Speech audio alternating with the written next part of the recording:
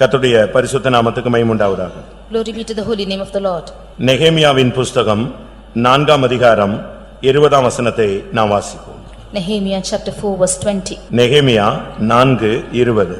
நீங்கள் எவ்விடத்திலே எக்கால சத்தத்தை கேட்டீர்களோ அவ்விடத்திலே வந்து எங்களோடே கூடுங்கள், நம்முடைய தேவன் நமக்காக யுத்தம் பண்ணுவார் என்று.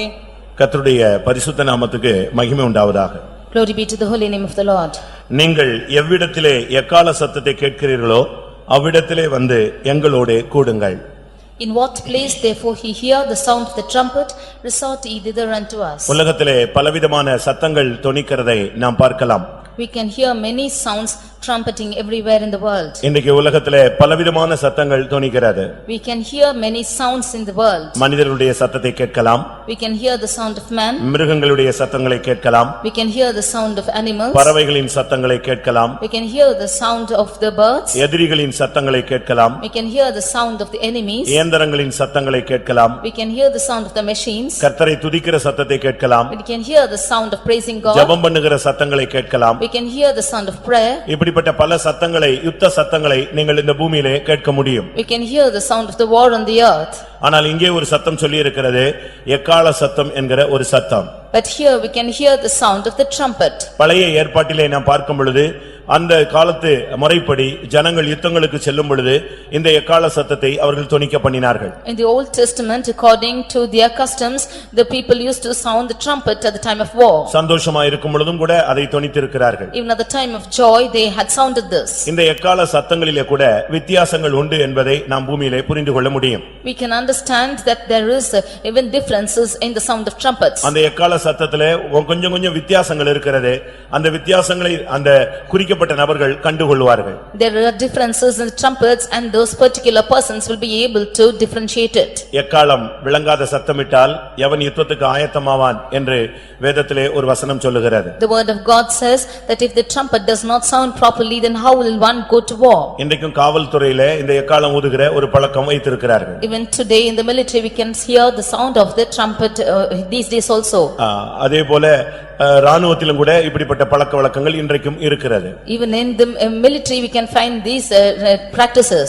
ஆனால் வேதத்திலே புதிய ஏற்பாட்டிலே ஒரு எக்காலம் ஊதக்கூடிய ஒரு நாள் வரப்போகிறது. But in the New Testament there is a day going to come when the trumpet will sound. முதலாம் தெசலோனிக்கேயரிலே 4ஆம் அதிகாரம் 16ஆம் வசனத்திலே இன்னும் கொஞ்ச நாளிலே சபை எடுத்துக்கொள்ளப்படும் நேரத்திலே ஒரு எக்காலம் தொனிக்கும் என்று சொல்லப்பட்டிருக்கிறது. In 1 Thessalonians 4:16 we can see that at the time when the church is being caught up, the sound of the trumpet will sound. கர்த்தர் தாமே தேவ எக்காலத்தோடு வானத்திலிருந்து இறங்கி வருவார். The Lord himself shall descend from heaven with a shout. ஒவ்வொரு சத்தத்துக்கும் ஒவ்வொரு அர்த்தம் உண்டு.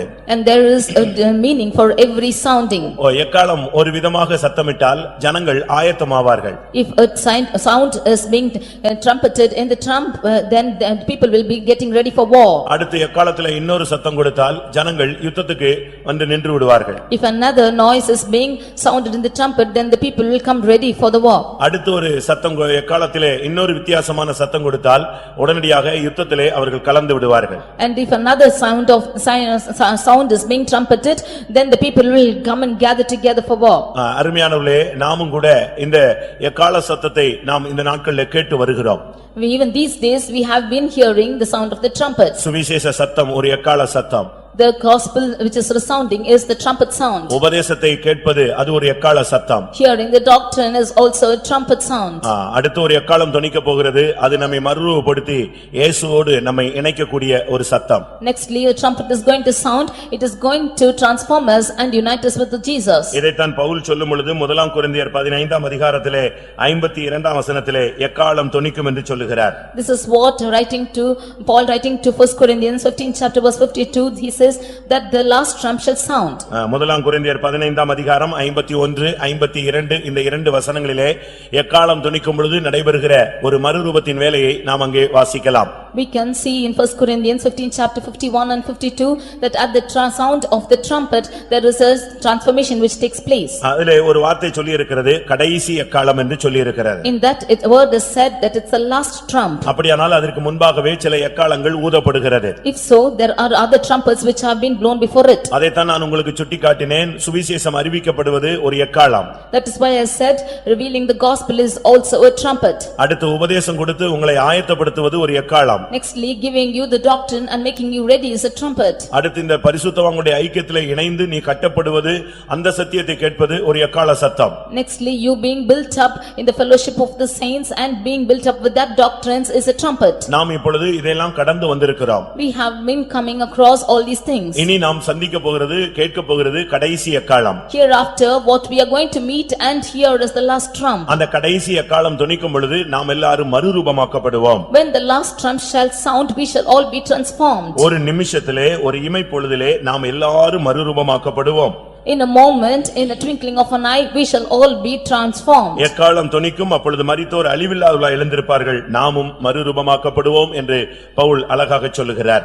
Saint Paul says, "For the trumpet shall sound and the dead shall be raised incorruptible and we shall be changed." பிரியமானவர்களே நம்மில் எத்தனை பேர் இந்த எக்கால சத்தத்தை கேட்க நம்மை ஆயத்தப்படுத்திக் கொண்டு வருகிறோம்? Dear beloved, how many of us are preparing ourselves to hear this trumpet sound? இந்த மத்த சத்தங்களுக்கும் இந்த சத்தத்துக்கும் ஒரு பெரிய வித்தியாசம் இருக்கிறது. There is a great difference between the other sounds and this sound. ஏனென்றால் சுவிசேஷம் என்னும் எக்காலம் தொடர்ச்சியாக தொனித்துக் கொண்டே இருப்பது. Because the trumpet of gospel is being resounded everywhere. உபதேசம் என்ற எக்காலம் சபைக்குள்ளே மாத்திரம் தொனித்துக் கொண்டே இருப்பது. The doctrine which is the trumpet is sounded in the church alone. சுவிசேஷம் என்னும் எக்காலம் பூமியிலே கடைமுனை வரை எல்லா இடங்களிலும் அந்த எக்காலம் தொனித்துக் கொண்டே இருக்கிறது. The trumpet of gospel is resounded in every part of the world. ஆனால் உபதேசம் என்னும் எக்காலம் ஒருவனை உருவாக்கக்கூடிய அந்த எக்காலம் என்பது சபைக்குள்ளே மாத்திரமே அது தொனித்துக் கொண்டே இருக்கிறது. But the trumpet of doctrine which is forming a man is being found only in the church. இந்த ஒரு எக்காலம் அந்த சுவிசேஷ எக்காலம் தொனிக்கும் பொழுது நமக்குள்ளே ரட்சிப்பு உண்டானது. When the trumpet of gospel is being resounded, we receive salvation. இல்லாவிட்டால் நாம் இந்த சத்தியத்திலே உண்டாக்கப்படுகிறோம். Or we have been formed into this church. சபைக்குள்ளே வந்த பின்பு இந்த உபதேச எக்காலம் தொனிக்கும் பொழுது நாம் உருவாக்கப்படுகிறோம். When we come into the church and the trumpet of doctrine is resounded, we have been formed. ஒரு குழந்தை உண்டாவது ஒரு பகுதி. A child being formed is another அந்த part. குழந்தை சரியான விதத்திலே உருவாகுவது இன்னொரு பகுதி. And the child growing up into another part is a different part. அதற்கு பின்பு அந்த குழந்தை சரியான நேரத்திலே வெளியே வருவது அடுத்த பகுதி. And the child now coming out is another part. அதுபோல Like this. சுவிசேஷம் என்னும் எக்காலம் உன்னை இந்த சபை இந்த ரட்சிப்புக்குள்ளே உண்டாக்குகிறது. Like this, the trumpet of gospel is forming you in this church. உபதேசம் என்கிற அந்த எக்காலம் உன்னை உருவாக்குகிறது. And the gospel of doctrine is changing you. அடுத்து ஒரு எக்காலம் வரும் பொழுது நீ ஆண் பிள்ளையாக வெளியே போவாய் இல்லாவிட்டால் இந்த உலகத்தை விட்டு கடந்து சிங்காசனத்துக்கு போய் சேருவாய். Nextly, a trumpet is going to come and you will be formed as the man child and go up to the throne. இந்த எக்காலங்களை நீங்கள் கேட்டு பழகி இருக்கிறீர்களா? Have you practiced hearing this trumpet sound? ஒவ்வொரு வாரமும் கர்த்தருடைய எக்காலம் தொனித்துக் கொண்டே இருக்கிறது. Every week the trumpet is being sounded. இந்த உபதேசம் என்னும் எக்காலத்திலே உருவாக்கக்கூடிய சக்தி உண்டு. There is a form or there is the work of transformation in the doctrine of this is the trumpet. கடைசி எக்காலம் தொனிக்கும்போது என்ன நடக்கும் தெரியுமா? இந்த உலகத்தை விட்டே நாம் மறுரூபமாக்க ஆண்டவரோடு போய் சேர்ந்து விடுவோம். But at the last trump, what is going to happen is we will be transformed and go with the Lord with him. இதுவரைக்கும் நாம் கேட்ட அந்த எக்காலத்தை விட இயேசு கிறிஸ்து வரும்பொழுது தொனிக்கிற எக்காலம் வித்தியாசமானது. As far as we have heard the trumpet sounds, there is the sound which is going to sound at the coming of the Lord Jesus is different. அது இந்த சரீரத்தை மறுரூபப்படுத்துகிறது இல்லாவிட்டால் இந்த சரீரத்தை மீட்படைய செய்கிறது. That is transforming this body or making this body to redemption. அந்த சத்தத்துக்காக தான் கிறிஸ்தவ உலகம் காத்திருக்கிறது. For that sound is the Christian world waiting for. இன்னும் சரியா சொல்லப்போனால் மனவாட்டியாக மாற்றப்பட்டவர்கள் காத்திருக்கிறார்கள். If we should properly say that those who are waiting as the bride are waiting for it. இல்லாவிட்டால் ஆவியின் முதல் பலன்களை பெற்றவர்கள் காத்திருக்கிறார்கள். Or those who have received the first fruits of the Spirit, they are waiting for it. இல்லாவிட்டால் அபிஷேகத்தின் பரிபூர்ண ஜீவனை பெற்றவர்கள் காத்திருக்கிறார்கள். Or those who have received the fullness of life in the Holy Spirit are waiting for it. கிறிஸ்துவை அறிகிற அறிவுக்காக உலகத்தை வெறுத்தவர்கள் காத்திருக்கிறார்கள். Those who have left hated the world for the sake of knowledge of Christ, they are waiting for it. பிரியமானவர்களே, அந்த எக்கால சத்தம் என்பது அந்த கடைசி எக்காலம் என்பது எல்லாருக்கும் கேட்கக்கூடிய அனுபவம் அல்ல. Dear beloved, the last trumpet is not an experience being heard by all. இப்பொழுது இந்த கூட்டத்தில் நீங்கள் வந்திருக்கிறீர்கள். Now you have come for this meeting. இந்த கூட்டத்தில் ஒரு சிலரோடு கர்த்தர் பேசினார். The some of them the Lord had spoken to them in this meeting. காமனா தேவனுடைய சத்தத்தை கேட்பது ஒரு பகுதி. On a common part where you hearing the word of God is a different angle. தனியான ஒரு விதத்திலே உங்களில் ஒரு சிலர் இன்றைக்கு தொடப்பட்டிருப்பீர்கள். And individually some of you have been touched. touched. உங்களை ஒட்டி உட்கார்ந்திருக்கிற ஆளுக்கு அந்த தரிசனம் கிடைச்சிருக்காது. The person who is sitting close by you will not have that vision. ஆனால் நீங்கள் அதுக்கு பக்கத்துல தான் இருக்கிறீர்கள், உங்களுக்கு அது கிடைச்சிருக்காது. But you are nearby them and you have not received it. ஆனா உங்க லைன்லயே உங்க பக்கத்துல இருக்கிற ஆளுக்கு ஒரு தீர்க்க தரிசனம் வந்திருக்கும். But the person in your line out close by you have received a prophecy. உங்கள் பக்கத்துல இருக்கிற ஆளுக்கு ஒரு தரிசனம் கிடைத்திருக்கும். The neighbor person have received a vision. இல்லாவிட்டால் உங்களுக்கே அந்த அனுபவம் கிடைத்திருக்கும், மற்றவங்களுக்கு அது கிடைக்காமல் இருந்திருக்கும். Or you might have received it and others would have not. அப்படியானால் இதிலிருந்து என்ன விளங்கிக் கொள்கிறோம்? If so, what do we understand from this? இந்த சபைக்குள்ளேயே இருக்கும் பொழுது ஒரு சிலருக்கு தரிசனம், ஒரு சிலருக்கு தரிசனம் இல்லை. ஒரு சிலருக்கு தீர்க்க தரிசனம், ஒரு சிலருக்கு தீர்க்க தரிசனம் இல்லை. அப்படியானால் அந்த தேவனுடைய வார்த்தை குறிக்கப்பட்ட நபர்களுக்கு அந்த தரிசனம் கிடைக்கிறது. Being in this church itself, some of them have the vision, some not, and some of them have the prophecy and some do not have it, and some of them alone have this portion of vision. அதுபோல இந்த கடைசி அக்காலம் என்பது எல்லாருக்கும் கேட்பது அல்ல. Even so, the last trump is not heard by all. தங்களை உருவாக்குவதற்கு ஒப்பு கொடுத்தவர்கள். Only those who have yielded themselves to form into God. தன்னை மறுரூபப்படுத்த சமர்ப்பித்தவர்கள். Those who have yielded themselves to be transformed. இந்த உலக வாழ்க்கை வேண்டாம், கர்த்தரோடு போய் சேர வேண்டும் என்ற ஒரு வாஞ்சையோடு தெய்வீகமாக அர்ப்பணித்தவர்கள். Those who have yielded themselves with a godly desire, not wanting this world but desiring for God. லாபமாய் இருந்தவைகளை நஷ்டம் என்று விட்டுவிட்டவர்கள். All those that were as a profit to them, they have left it at loss. எல்லாவற்றை காட்டிலும் இயேசுவையே மாத்திரமே நேசித்தவர்கள். They have loved Jesus more than all. இந்த சிலுவையை பற்றிய உபதேசத்தை பற்றிக் கொண்டவர்கள். They have clung on to the gospel of the doctrine of Christ. இவர்கள் எங்கே இருந்தாலும் அவர்களுக்கு அந்த எக்கால சத்தம் கேட்கும். For them, wherever they might be, they will hear this trumpet sound. உங்களில் எத்தனை பேருக்கு இந்த சத்தத்தை கேட்க வேண்டும் என்கிற ஆசை இருக்கிறது? How many of you have the desire to hear this trumpet sound? ரட்சிப்பின் எக்கால சத்தத்தை நான் கேட்டிருக்கிறேன். I have heard the trumpet of salvation. உபதேசத்தின் எக்கால சத்தத்தை நான் கேட்டிருக்கிறேன். I have heard the trumpet of doctrines. ஆனால் என்னுடைய ஒரே வாஞ்சை கடைசி எக்காலம் துணிக்கும் பொழுது அந்த சத்தத்தை நான் கேட்க வேண்டும். But my only desire is when the last trump shall sound, I shall hear it. உனக்கு குடும்பம் இருக்கலாம். You might have your family. பிள்ளைகள் இருக்கலாம். You might have children. Business இருக்கலாம். You might have business. இந்த உலகத்துல பல தேவைகள் இருக்கலாம். You might have many needs in this world. இதெல்லாம் இந்த உலகத்தை விட்டு நீ கடந்து போகும்போது எல்லாமே முடிவுக்கு வந்து விடுகிறது. All this will come to an end when you pass on from this world. இவைகளுக்கு மத்தியிலே எக்கால சத்தத்தை கேட்கக்கூடிய ஒரு வாழ்க்கையோடு எதிர்பார்ப்போடு நீ போய் கொண்டே இருக்க வேண்டும். In the midst of all this, you will have to go with an expectation to hear the trumpet sound. ஒருவேளை நீ வயலில் இருக்கும் பொழுது இந்த சத்தம் கேட்கலாம். You might be in the field and you will hear it. இல்லாவிட்டால் எந்திரம் அரைக்கும்போது இந்த சத்தம் கேட்கலாம். Or when you are working on the machines, you will hear the sound. இல்லாவிட்டால் படுக்கையில் இருக்கும் பொழுது இந்த சத்தத்தை கேட்கலாம். Or when you are in bed, you can hear the sound. உன்னோடு வயலில் இருக்கிற ஒரு ஆள் எடுக்கப்படலாம், இல்லாவிட்டால் நீ எடுக்கப்படலாம், அடுத்த ஆள் கைவிடப்படலாம். Of the two in the field, you might be caught up or the other be forsaken. உன்னோடு இயந்திரம் அரைத்துக் கொண்டிருக்கிற ஒரு ஆள் எடுத்துக்கொள்ளப்படலாம், இல்லாவிட்டால் நீயாக எடுத்துக்கொள்ளப்படலாம், மற்றவன் கைவிடப்படலாம். Of the two who are grinding together, one will be caught up, it might be you and the other be forsaken. உன்னுடைய குடும்பத்திலே வீட்டிலே படுக்கையில் இருக்கிற உன்னுடைய மனைவியோ, உன்னுடைய புருஷனோ, உன்னுடைய பிள்ளைகளோ, உன்னுடைய நண்பர்களோ, உன்னுடைய அயலகத்தாரோ யாரோ எடுக்கப்படலாம், இல்லாவிட்டால் நீ எடுக்கப்படலாம். Of those who are in bed with you, your children, your husband, your wife or any of your family members, will they be taken or you will be caught up? இந்த கடைசி எக்காலத்தினுடைய மகிமை என்ன தெரியுமா? அந்த சத்தத்தை யார் காதுல கேக்குதோ அவன் அப்படியே அவன் மறைந்து விடுவான். The gloriousness of this last trump is one who hears this, he will be transformed and be taken away without sight. இன்றைக்கு ஒரு சத்தத்தை கேட்கும் பொழுது உன்னை கூப்பிட்ட உடனே திரும்புகிறாய். Now if you are hearing a sound, you are turning back. அந்த சத்தத்துக்கு அவ்வளவுதான் சக்தி உண்டு. That sound has only so much of power. உன்னுடைய பெயரை சொன்ன உடனேயோ, when your name is called out, ஒரு சத்தம் வித்தியாசமான சத்தம் கேட்ட உடனேயோ, or when you hear a different sound, உடனே நீ திரும்புகிறாய், இல்லாவிட்டால் அதுக்கு ஒரு கவனத்தை நீ கொடுக்கிறாய். You just turn and you give attention to it. இதுதான் இந்த உலகத்தில் நாம் கேட்கிற இந்த சத்தங்களுடைய செயல்பாடு. These are the effects of the sound we hear in this world. ஆனா கடைசி காலத்தினுடைய சக்தி என்ன தெரியுமா? But what is the power of the last trump? அது யாருக்கு கேக்குதோ அவன் பாக்கியவான். Whoever hears this is blessed. யாருக்கு அது கேக்குறதோ அவன் பரிசுத்தவான். Whoever hears this is a sanctified person. அது அந்த சரீரத்தை அப்படியே மறைத்து விடுகிறது. That body is being transformed as a whole. இந்த சத்தியத்தை கேட்டு, hearing this voice, இந்த உபதேசத்தை கேட்டு, hearing this doctrine, நீங்கள் கொஞ்சம் கொஞ்சமாக சாயல், பேச்சு, நடவடிக்கைகளில் மறுரூபத்தை நீங்கள் அடைத்துக் கொண்டே வருகிறீர்கள். You are transforming or transfiguring yourself in your walks and talks and actions.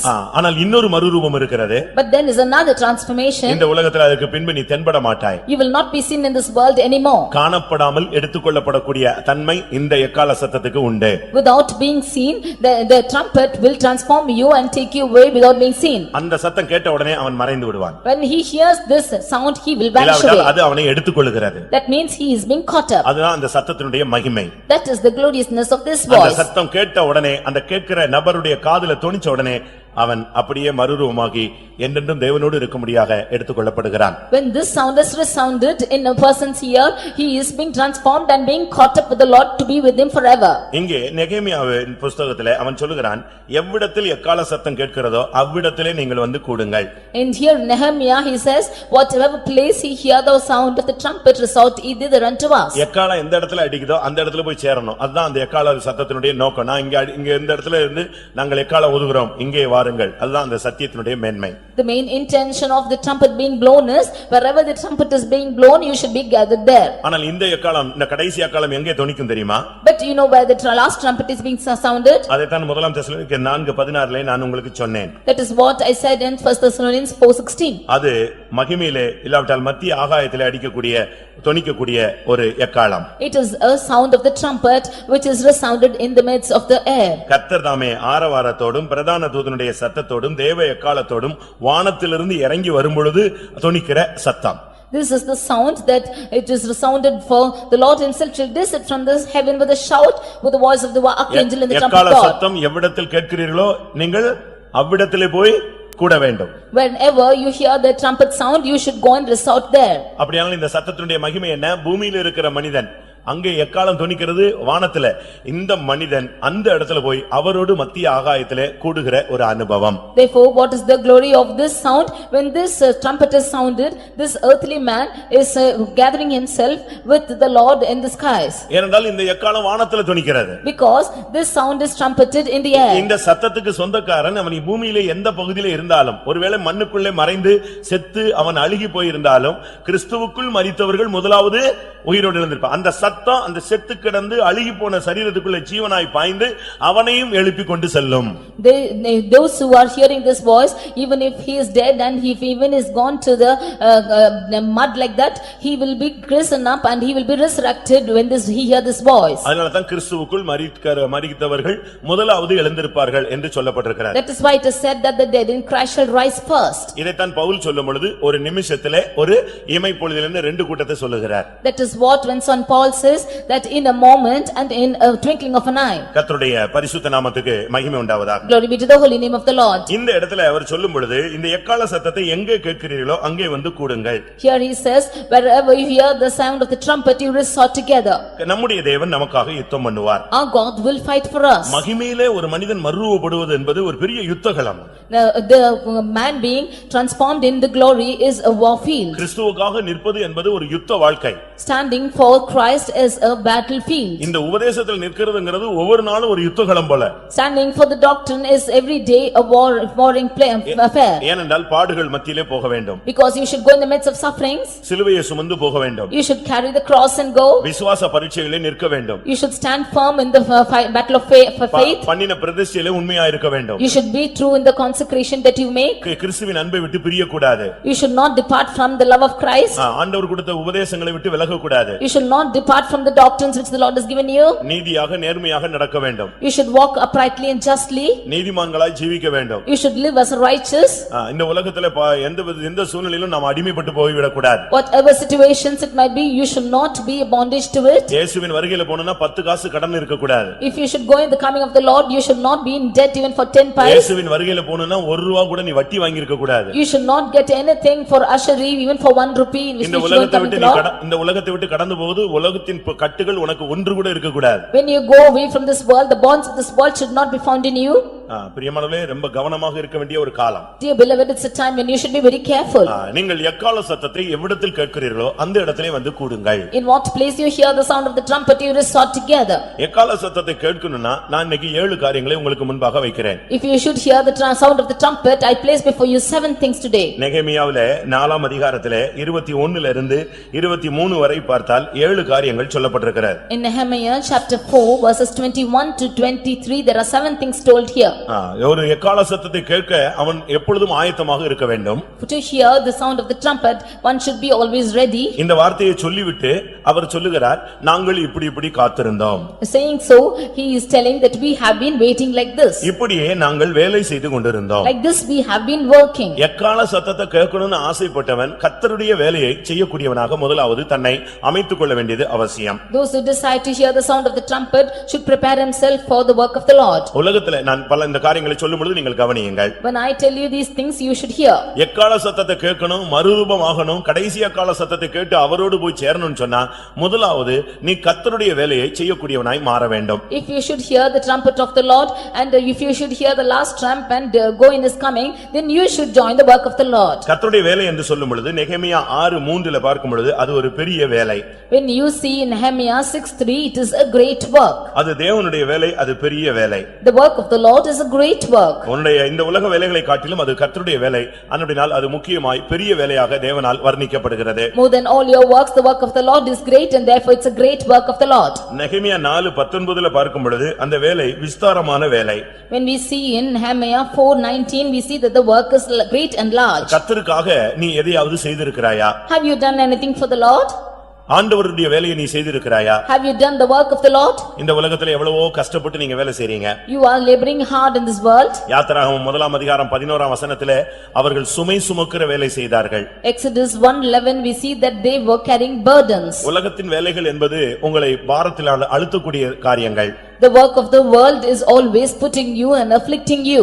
லூக்காவில் எழுதின சுவிசேஷத்திலே நான் பார்க்கும் பொழுது When we read in Luke's gospel, இயேசு கிறிஸ்து ஒரு வீட்டுக்கு போயிருந்தார். Jesus Christ went to a house. 10:40 பல வேலைகளை செய்து அந்த பெண் வருத்தமடைந்தாள் என்று நாம் பார்க்கிறோம். Chapter 10:40, we see that she who worked a lot, she was full of weariness. இன்றைக்கு உலக வேலை என்பது உன்னை அழுத்தக்கூடிய வேலைகள். Today the work of this world is burdening you. இந்த உலக வேலை என்பது உனக்கு கவலையும் வருத்தத்தையும் கொடுக்கக்கூடிய வேலைகள். The work of the Lord is making you to be full of care and weariness. இந்த உலக வேலையில உனக்கு இளைப்பாறுதல் கிடையாது. You have no rest in this worldly work. இந்த உலக வேலை உன்னை அழுத்தும், இரண்டாவது வருத்தத்தில் உன்னை கொண்டு போய் சேர்க்கும்.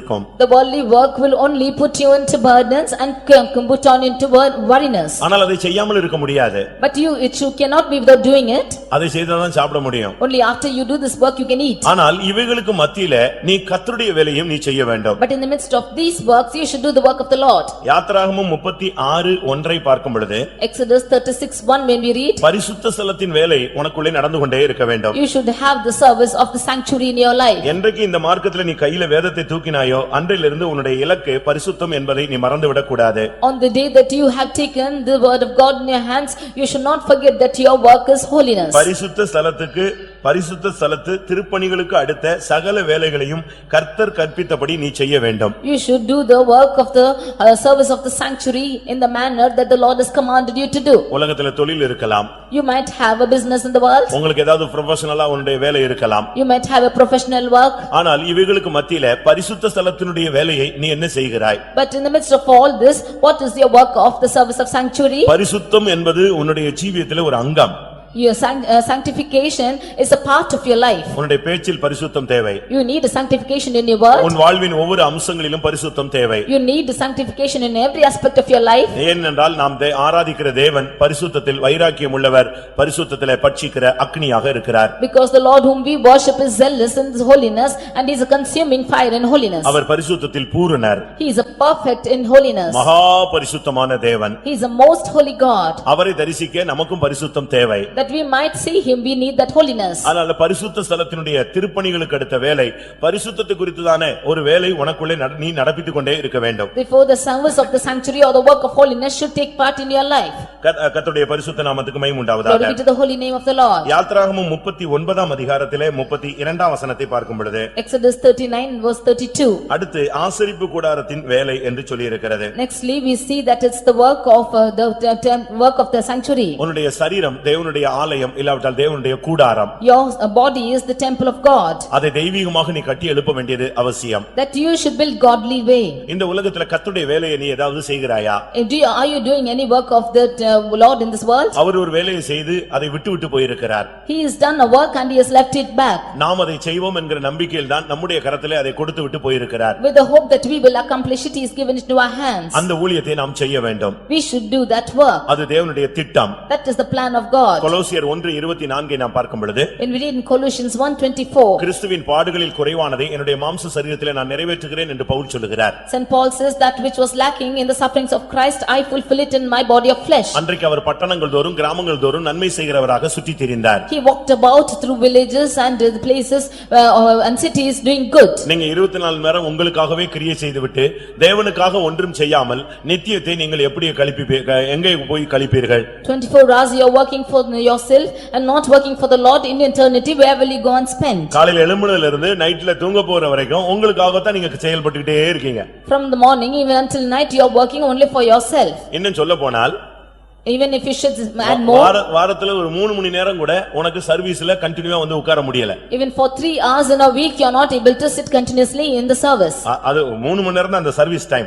It's only 3 hours in that service time. இந்த டயத்தை கூட உங்களுக்கு இதுல ஸ்பெண்ட் பண்ண முடியல. இதுலயும் கூட பாதியை நீங்க திருடிறீங்க. You are not even able to spend half of it. You are stealing it. இந்த உலக வாழ்க்கை 70 வருஷம், பலத்தின் மிகுதினால் 80 வருஷம். The worldly affair is for 70 years and if in the midst of the strength you increase for 80 இதுக்கு years. பிறகு உள்ள நித்திய காலம் இல்லாவிட்டால் யுகமா இருக்க போகிற வாழ்க்கையில தேவனோடு இருக்கணும்னா இந்த உலகத்துல வாரத்துல 1 மணி நேரம் 2 மணி நேரம் கர்த்தரோடு இந்த சர்வீஸ்ல வந்துட்டு போனா பரலோகத்துல போய் சேர்ந்துட முடியுமா? If you want to be eternally with God forever and ever, can you be with him if you come only for 1 or 2 hours for the service every week? நம்ம சிந்திக்க வேண்டிய ஒரு காலம் இது. You have to think about this. நீங்க இதுக்கு கணக்கு சொல்லியே ஆக வேண்டும். You have to give an account for this. இது போக நீ கர்த்தருக்காக என்ன செய்திருக்கிறாய்? Moreover, what have you done for the Lord? ஏதாவது வேலை செய்திருக்கிறாயா? Have you done any work? ஏதாவது பாடுபட்டிருக்கிறாயா? Have you suffered anything? ஏதாவது tract கொடுத்திருக்கிறாயா? Have you given any tracts? ஏதாவது இயேசுவை பத்தி சொல்லி இருக்கிறாயா? Have you said about Jesus? ஒரு சாட்சி சொல்லி இருக்கிறாயா? Have you testified? எங்கேயாவது அலைந்து திரிந்து கர்த்தருடைய சேவையை ஏதாவது ஒரு விதத்துல செய்திருக்கிறாயா? Have you roamed about anywhere doing the service of the Lord? வேலையால் கூலியால் அவன் சம்பளத்துக்கு அவன் பொறுப்பாக இருக்கிறான். One who is working for wages, he is worthy of that wages. அப்படிதானே? ஒருத்தன் வேலை செஞ்சா நிச்சயம் அவனுக்கு கூலி கிடைக்கும். One who is laboring will surely receive his wages. வேலையால் கூலிக்கு பாத்திரன். The laborer is worthy of his. கர்த்தருக்காக எதையாவது செய்தா உனக்கு கூலி கிடைக்கும். If you do anything for the Lord, you will receive your wages. நீ ஒண்ணுமே செய்யாம எப்படி கூலி கிடைக்கும்? If you do not do anything, how will you receive wages? இந்த உலகத்தின் வேலைகளை நீங்க ரொம்ப இன்ட்ரஸ்டா செய்றீங்க. ரொம்ப உங்களை பிசாசு பிஸியா மாத்தி விட்டான். You are more interested in the worldly work and Satan has made you more busy. ஆனால் ஆவியானவருடைய கரங்களில் நீங்கள் ஒப்பு கொடுத்து கர்த்தருக்காக என்ன வேலை செய்கிறோம்? But you yielding yourself into the spirit of the Lord and what work are you doing? ஒரு சிலர் கர்த்தருடைய வேலையை அசதியாய் செய்கிறார்கள். Some of them are slack in doing the work of the Lord. தங்களுடைய காரியங்களை கூட ஒரு சிலர் அசதியாக தான் செய்றாங்க. Their own works they are doing it slackfully. ரெண்டு வசனம் உண்டு. தன் வேலையை அசதியாய் செய்கிறவன் கர்த்தருடைய வேலையை அசதியாய் செய்கிறவன். He who is slackful in his own work is also slothful in the Lord's business. தன் வேலையை அசதியாய் செய்கிறவன் அலிபனுக்கு சகோதரன். He who is slothful in his business is a friend of a poor கர்த்தருடைய person. வேலையை அசதியாய் செய்கிறவன் சபிக்கப்பட்டவன். One who is doing the work of the Lord slothfully, he is cursed. அப்ப தேவனுடைய வேலையும் நீ அசதியா இல்லாம ஜாக்கிரதையா செய்யணும். உன்னுடைய வேலையும் நீ ஜாக்கிரதையா செய்யணும். You should be careful in the work of the Lord and also in your own work. நீதிமொழிகள் 22:29 பார்க்கும் பொழுது, Reading in Proverbs 22:29, தன் வேலையில் ஜாக்கிரதையா இருக்கிற மனுஷன் அவன் ராஜாக்களுக்கு முன்பாக போய் நிற்பான். he who is very fervent in his work shall stand before the kings. கர்த்தருக்கு முன்னால ராஜாதி ராஜாவுக்கு முன்பாக நீ போய் நிற்க வேண்டுமானால், If you have to go stand before the Lord of Lords, நீ உன் வேலையில் ஜாக்கிரதையா இருக்க வேண்டும். you should be careful in your நீ business. ஜாக்கிரதையா இருந்தால் நீ நீசருக்கு முன்பாக நிற்காமல் ராஜாக்களுக்கு முன்பாக நிற்பாய். If you are diligent, you shall not stand before mean men but before kings. கர்த்தருடைய பரிசுத்த நாமத்துக்கு மகிமை உண்டாவதாக. Glory be to the holy name of the Lord. முதலாவது இப்படியே நாங்கள் வேலை செய்து கொண்டிருந்தோம். Firstly, we were working like this. முதலாவது ஒரு தேவனுடைய பிள்ளை கர்த்தருடைய வேலையை செய்ய வேண்டும். Firstly, a child of God should do the work of the Lord. ஜீவியத்தை ஊழியத்தை கட்டி எழுப்ப வேண்டும். He should build his life in ministry. பரிசுத்த ஸ்தலத்தை குறித்த ஒரு அறிவு இருக்க வேண்டும். We should have a knowledge concerning the sanctuary. ஊழியத்தை குறித்து சபையை குறித்த ஒரு கவலை எப்பொழுதும் உனக்கு இருந்து கொண்டே இருக்க வேண்டும். You should have a care concerning the ministry and the church. உலகத்துல உங்களுக்கு வேலைகள் இருக்கலாம், அது உன்னுடைய பிழைப்புக்காக கொடுக்கப்பட்டது. ஆனால் நித்தியத்திலே நீ பிழைக்கும்படியாக கர்த்தருக்காக நீ வேலை செய்ய வேண்டும். You might have many works in this world, but that is for your earning, but you have to do your work in eternity, that is the work of the Lord. அங்கே அடுத்ததாக சொல்லப்பட்டிருப்பது என்ன? What is nextly said? நாங்கள் கிழக்கு வெளுக்கும் நேரம் முதல் நட்சத்திரங்களை காண மட்டும் ஈட்டிகளை பிடித்திருந்தோம். We have been holding our spears from the rising of the morning till the stars appear. ஒரு தேவனுடைய பிள்ளை என்று சொல்லுகிறவன் எப்பொழுதும் பட்டயம் உள்ளவனாய் இருக்க வேண்டும். A child of God should always have the sword in his hand. ஆவியின் பட்டயம் நமக்கு தேவை. He should have the sword of the spirit. உங்களுடைய வீடுகளில் இந்த ஆவியின் பட்டயம் எல்லார் கையிலும் இருக்க வேண்டும். All of you should have the sword of the spirit in the houses in your hands. உலகத்துல சொல்லுவாங்க கர்த்தருடைய வசனம் என்னும் பட்டயம்னு. அது பைபிள் நீங்க கணக்கு வழக்கலாம வீட்ல வாங்கி வச்சிருக்கீங்க. The world they say that the sword it is the word of God, you have plenty in your house. ஆனால் புதிய ஏற்பாட்டிலே தேவனுடைய ஆவியின் பட்டயத்தை நீங்கள் எப்பொழுதும் வைத்திருக்க வேண்டும். But in the New Testament you should hold on to the sword of the word. இந்த பட்டயத்திலே ஈட்டி என்பது வித்தியாசமானது. The sword is different from the spear. இந்த ஈட்டிக்கு நாம் கவனமாய் இருக்க வேண்டும். ஈட்டி நம்முடைய கரத்திலும் இருக்க வேண்டும். This spear should be very careful while we are holding it and should be in our hands. அங்க பாருங்க அவர்களில் பாதி பேர் ஈட்டிகளை பிடித்திருந்தார்கள். We can see that half of them held their spears. ஒரு தேவனுடைய பிள்ளை என்று சொல்லுகிறவன் எப்பொழுதும் கர்த்தருடைய கையிலே ஒரு பட்டயத்தை வைத்திருக்க வேண்டும். A child of God should always have an armor in his hand. எபேசியர் 6 அதிகாரத்தை பார்க்கும் பொழுது When we read in Ephesians 6 chapter, அங்கே பவுல் என்ன சொல்லுகிறார்? there St. Paul says, 6 அதிகாரம் 17 வசனத்திலே 6:16 when we read, தேவ வசனமாகிய ஆவியின் பட்டயத்தை எடுத்துக்கொள்ளுங்கள். you should hold on to the sword which is the word of God. வசனம் ஒரு பட்டயம், பரிசுத்த ஆவியானவர் அதன் மூலமாக தன்னுடைய வல்லமையை வெளிப்படுத்துகிறார். Word of God is a sword and through that the spirit of God is working in it. சர்ப்பத்தை எப்படி மேற்கொள்வது? How can we overcome serpent? தேவனுடைய வசனத்தினாலும் ஆட்டுக்குட்டியுடைய இரத்தத்தினாலும் சாட்சியின் வசனத்தினாலும் அவனை நாம் ஜெயிக்கலாம். By the word of God and the word of testimony we can overcome him. இங்கே ஈட்டிகளை பிடித்திருந்தார்கள். Here they were holding on to spears. இந்த ஈட்டியினுடைய தன்மையிலே ஒரு பெரிய வித்தியாசம் இருக்கிறது. Here there is a different aspect in the spear. ஒரு தேவனுடைய பிள்ளை எப்பொழுதுமே அவன் தன்னுடைய கையிலே ஈட்டியை பிடித்திருந்தால் அவனுடைய யுத்தம் ஜெயமாய் மாறுகிறது. A child of God, whenever he holds on to the spear, then his war is becoming victory. பட்டயம் வேறு ஈட்டி வேறு. A spear is different from sword. எப்பொழுதும் உன்னுடைய கையிலே ஒரு ஈட்டி இருக்க வேண்டும். You should always have a spear in your hand. இந்த ஈட்டி யோசுவாவின் கையிலே காணப்பட்டது. This spear was found in the hand of Joshua. அந்த ஈட்டி அவன் கையில் இருந்த பொழுது When he had this spear in his hand, அவன் ஒரு பட்டணத்தை ஜெயிக்க அது ஒரு வாய்ப்பாக இருந்தது. it was helpful for him to overcome a city. யோசுவா 8 அதிகாரத்திலே In Joshua chapter 8, 18 வசனத்தை பார்க்கும் பொழுது verse 18, அந்த ஆயி பட்டணத்துக்கு விரோதமாக அவன் தன் கையில் இருக்கிற ஈட்டியை நீட்டினான். he stretched out a spear towards the hand toward Ai. இது சுயமாய் அவன் செய்யவில்லை, கர்த்தர் சொல்லி அந்த ஈட்டியை நீட்டினான். He did not do it of his own accord, but he spread out his hand with the spear on the command of the Lord. மோசே தன்னுடைய கையிலே ஒரு கோலை வைத்திருந்தான். Moses had a rod in his hand. அந்த கோலை அவன் நீட்டி அவன் தன்னுடைய கையிலே பிடித்து உயர்த்தி இருக்கும் பொழுது தன் கைகள் உயர்ந்திருக்கும் பொழுது அந்த ஜனங்கள் ஜெயித்தார்கள். When he held out that rod in his hand, the people got a victory over the battle. அவனுடைய கை தாழ்ந்த பொழுது When his hand was brought down, இஸ்ரவேல் ஜனங்கள் பின்வாங்கினார்கள். the children of Israel, they backslided. அன்றைக்கு யுத்தத்திலே யோசுவா தான் நின்று கொண்டிருந்தான். In that day, in that battle, Joshua was standing. அவன் அங்கிருந்து பாப்பா மோசேயை பாப்பா, யுத்தத்திலே ஏன் ஜனங்க பின்வாங்குறாங்கன்னு பார்த்த உடனே அவங்க திரும்பி பாப்பா மோசேயின் கை தாழ்ந்திருக்கும்.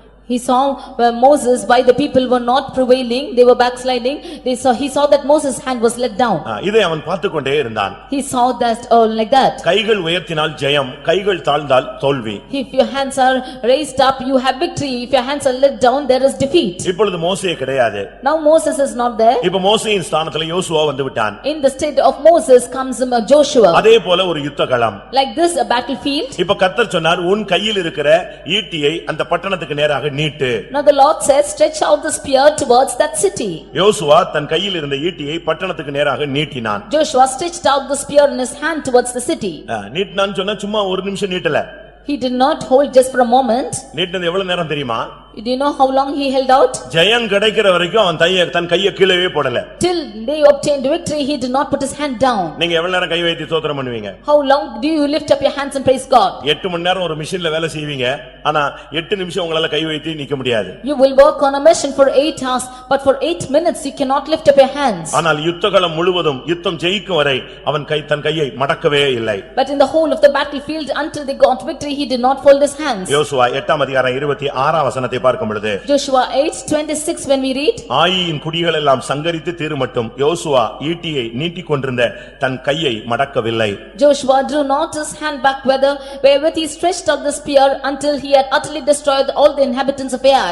அந்த ஜனங்கள் ஈட்டியை பிடித்துக் கொண்டிருந்தார்கள். The people were holding on to the spears. ஜெயம் கிடைக்கும் வரை நீ தேவனுடைய சமூகத்தை விட்டு விலகவே கூடாது. Until you receive victory, you should not depart from the presence of God. உன் கையில எப்பொழுதும் ஒரு ஈட்டி இருக்க வேண்டும். There should always be a spear in your hand. எதுவரைக்கும் அந்த ஈட்டியை அவர்கள் பிடித்திருந்தார்கள் தெரியுமா? Do you know how long they held out the spears? நட்சத்திரங்களை காணும் மட்டும் அவர்கள் பிடித்திருந்தார்கள். Until they saw the stars they were holding on. இந்த நட்சத்திரம் இயேசுவை காண்பிக்கிறது. This star shows Jesus. இயேசு பிறக்கும் பொழுது ஒரு நட்சத்திரம் என்று அழைக்கப்பட்டார். When Jesus was born, he was called by a star. யாக்கோபிலிருந்து ஒரு நட்சத்திரம் உதிக்கும். There will be a star coming out of Jacob.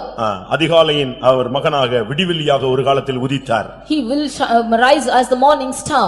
ஆனால் அதே நேரத்தில் இன்னொரு நட்சத்திரமாய் வரப்போகிறார். He will come back as another star. அவர்தான் சபையினுடைய விடிவெள்ளியாக இருக்கிறார். That is the morning star for the church. பரிசுத்தவான்கள் நட்சத்திரங்களாய் காணப்படுகிறார்கள். The saints of God are found as stars. இந்த எக்காலம் துணிக்கு வரை நட்சத்திரம் வரும் வரைக்கும் நீ உன்னுடைய கையிலே ஈட்டியை பிடித்திருக்க வேண்டும். Until the trumpet sounds, until the stars appear, you should hold on to the spears in your hand. கர்த்தர் ஜெயம் கொடுக்கிற வரைக்கும் உன்னுடைய வாழ்க்கையிலே நீ போராடிக் கொண்டே இருக்க வேண்டும். Until the Lord gives you victory, you keep on striving in your life. விசுவாசத்திலே ஜெயிக்கும் வரை. Until you get victory in your faith. பரிசுத்தத்தில் ஜெயிக்கும் வரை. Until you have victory in the holiness. பிரதிஷ்டையில் ஜெயிக்கும் வரை. Until you have victory in your consecration. கிறிஸ்துவின் அன்பில் நீ ஜெயிக்கும் வரை. Until you have victory in the love of Christ. உண்மையின் வாழ்க்கையில் ஜெயிக்கும் வரை. Until you have victory in the truthfulness. ஒவ்வொன்றும் ஒவ்வொரு subject. Everything is a different subject. ஒவ்வொன்றிலும் நீ பாஸ் பண்ண வேண்டும். You should pass on everything. அது வரைக்கும் உன் கையிலே தேவ வசனமாகிய ஆவியின் பட்டயம் இருக்க வேண்டும். Until then you should have the word of God, which is the spear in your hand. குறிப்பாக சொல்லப்போனால் ஈட்டி இருக்க வேண்டும். Yes, particularly you should have the spear of God. அந்த ஈட்டி தான் உன்னை சரியான விதத்திலே பாதுகாக்க கூடியது. That spear is able to preserve you properly. அன்றைக்கு இருந்த எல்லாரும் தன் கையில எப்பொழுதும் ஒரு ஈட்டி வச்சிருப்பாங்க. In those days all the people held on to the spears. சவுலை நீங்க பாத்தீங்கன்னு சொன்னா எனி டைம் ஈட்டி கையிலே இருக்கும். If you see Saul, he will have spear in his hand always. அவன் ஜாவலின் த்ரோல ஃபர்ஸ்ட் ஆளா. He was first in the javelin throw. ஈட்டி எறியறதுல அவன மாதிரி குறி தப்பாம எறிய யாருமே முடியாது. There was not anyone who could spare like him to playing the javelin. சத்துருடைய இரத்தத்தை சிந்தாமல் அவனுடைய பட்டயம் திரும்பி வராது. His sword will never come back without shedding the enemy's blood. அப்படிப்பட்ட ஈட்டி அவன் கையில வச்சிருந்தான். Such a spear was in his hand. அவ்வளவு ஷார்ப்பா எறிவான். He used to sharply flow it. உன்னுடைய ஜீவிதத்திலே சத்துருவை நீ சரியான விதத்திலே தாக்கக்கூடியவனாய் இருக்க வேண்டும். You should exactly again work against the enemies which you are working against you. சத்துருவை மேற்கொள்ள உன் கையில ஒரு ஈட்டி எப்பொழுதும் இருக்க வேண்டும். You should always have the spear which is attacking the enemies. கர்த்தருடைய பரிசுத்த நாமத்துக்கு மகிமை உண்டாவதாக. Glory be to the holy name of the Lord. 22ஆம் வசனத்திலே In the 22nd verse, ராமாறு நமக்கு காவல் செய்ய வேண்டும் என்று சொல்லுகிறார். we should say that you should have a watch over thing. நீ இந்த மார்க்கத்திலே வந்த பின்பு நீ ஒரு காவல்காரன்.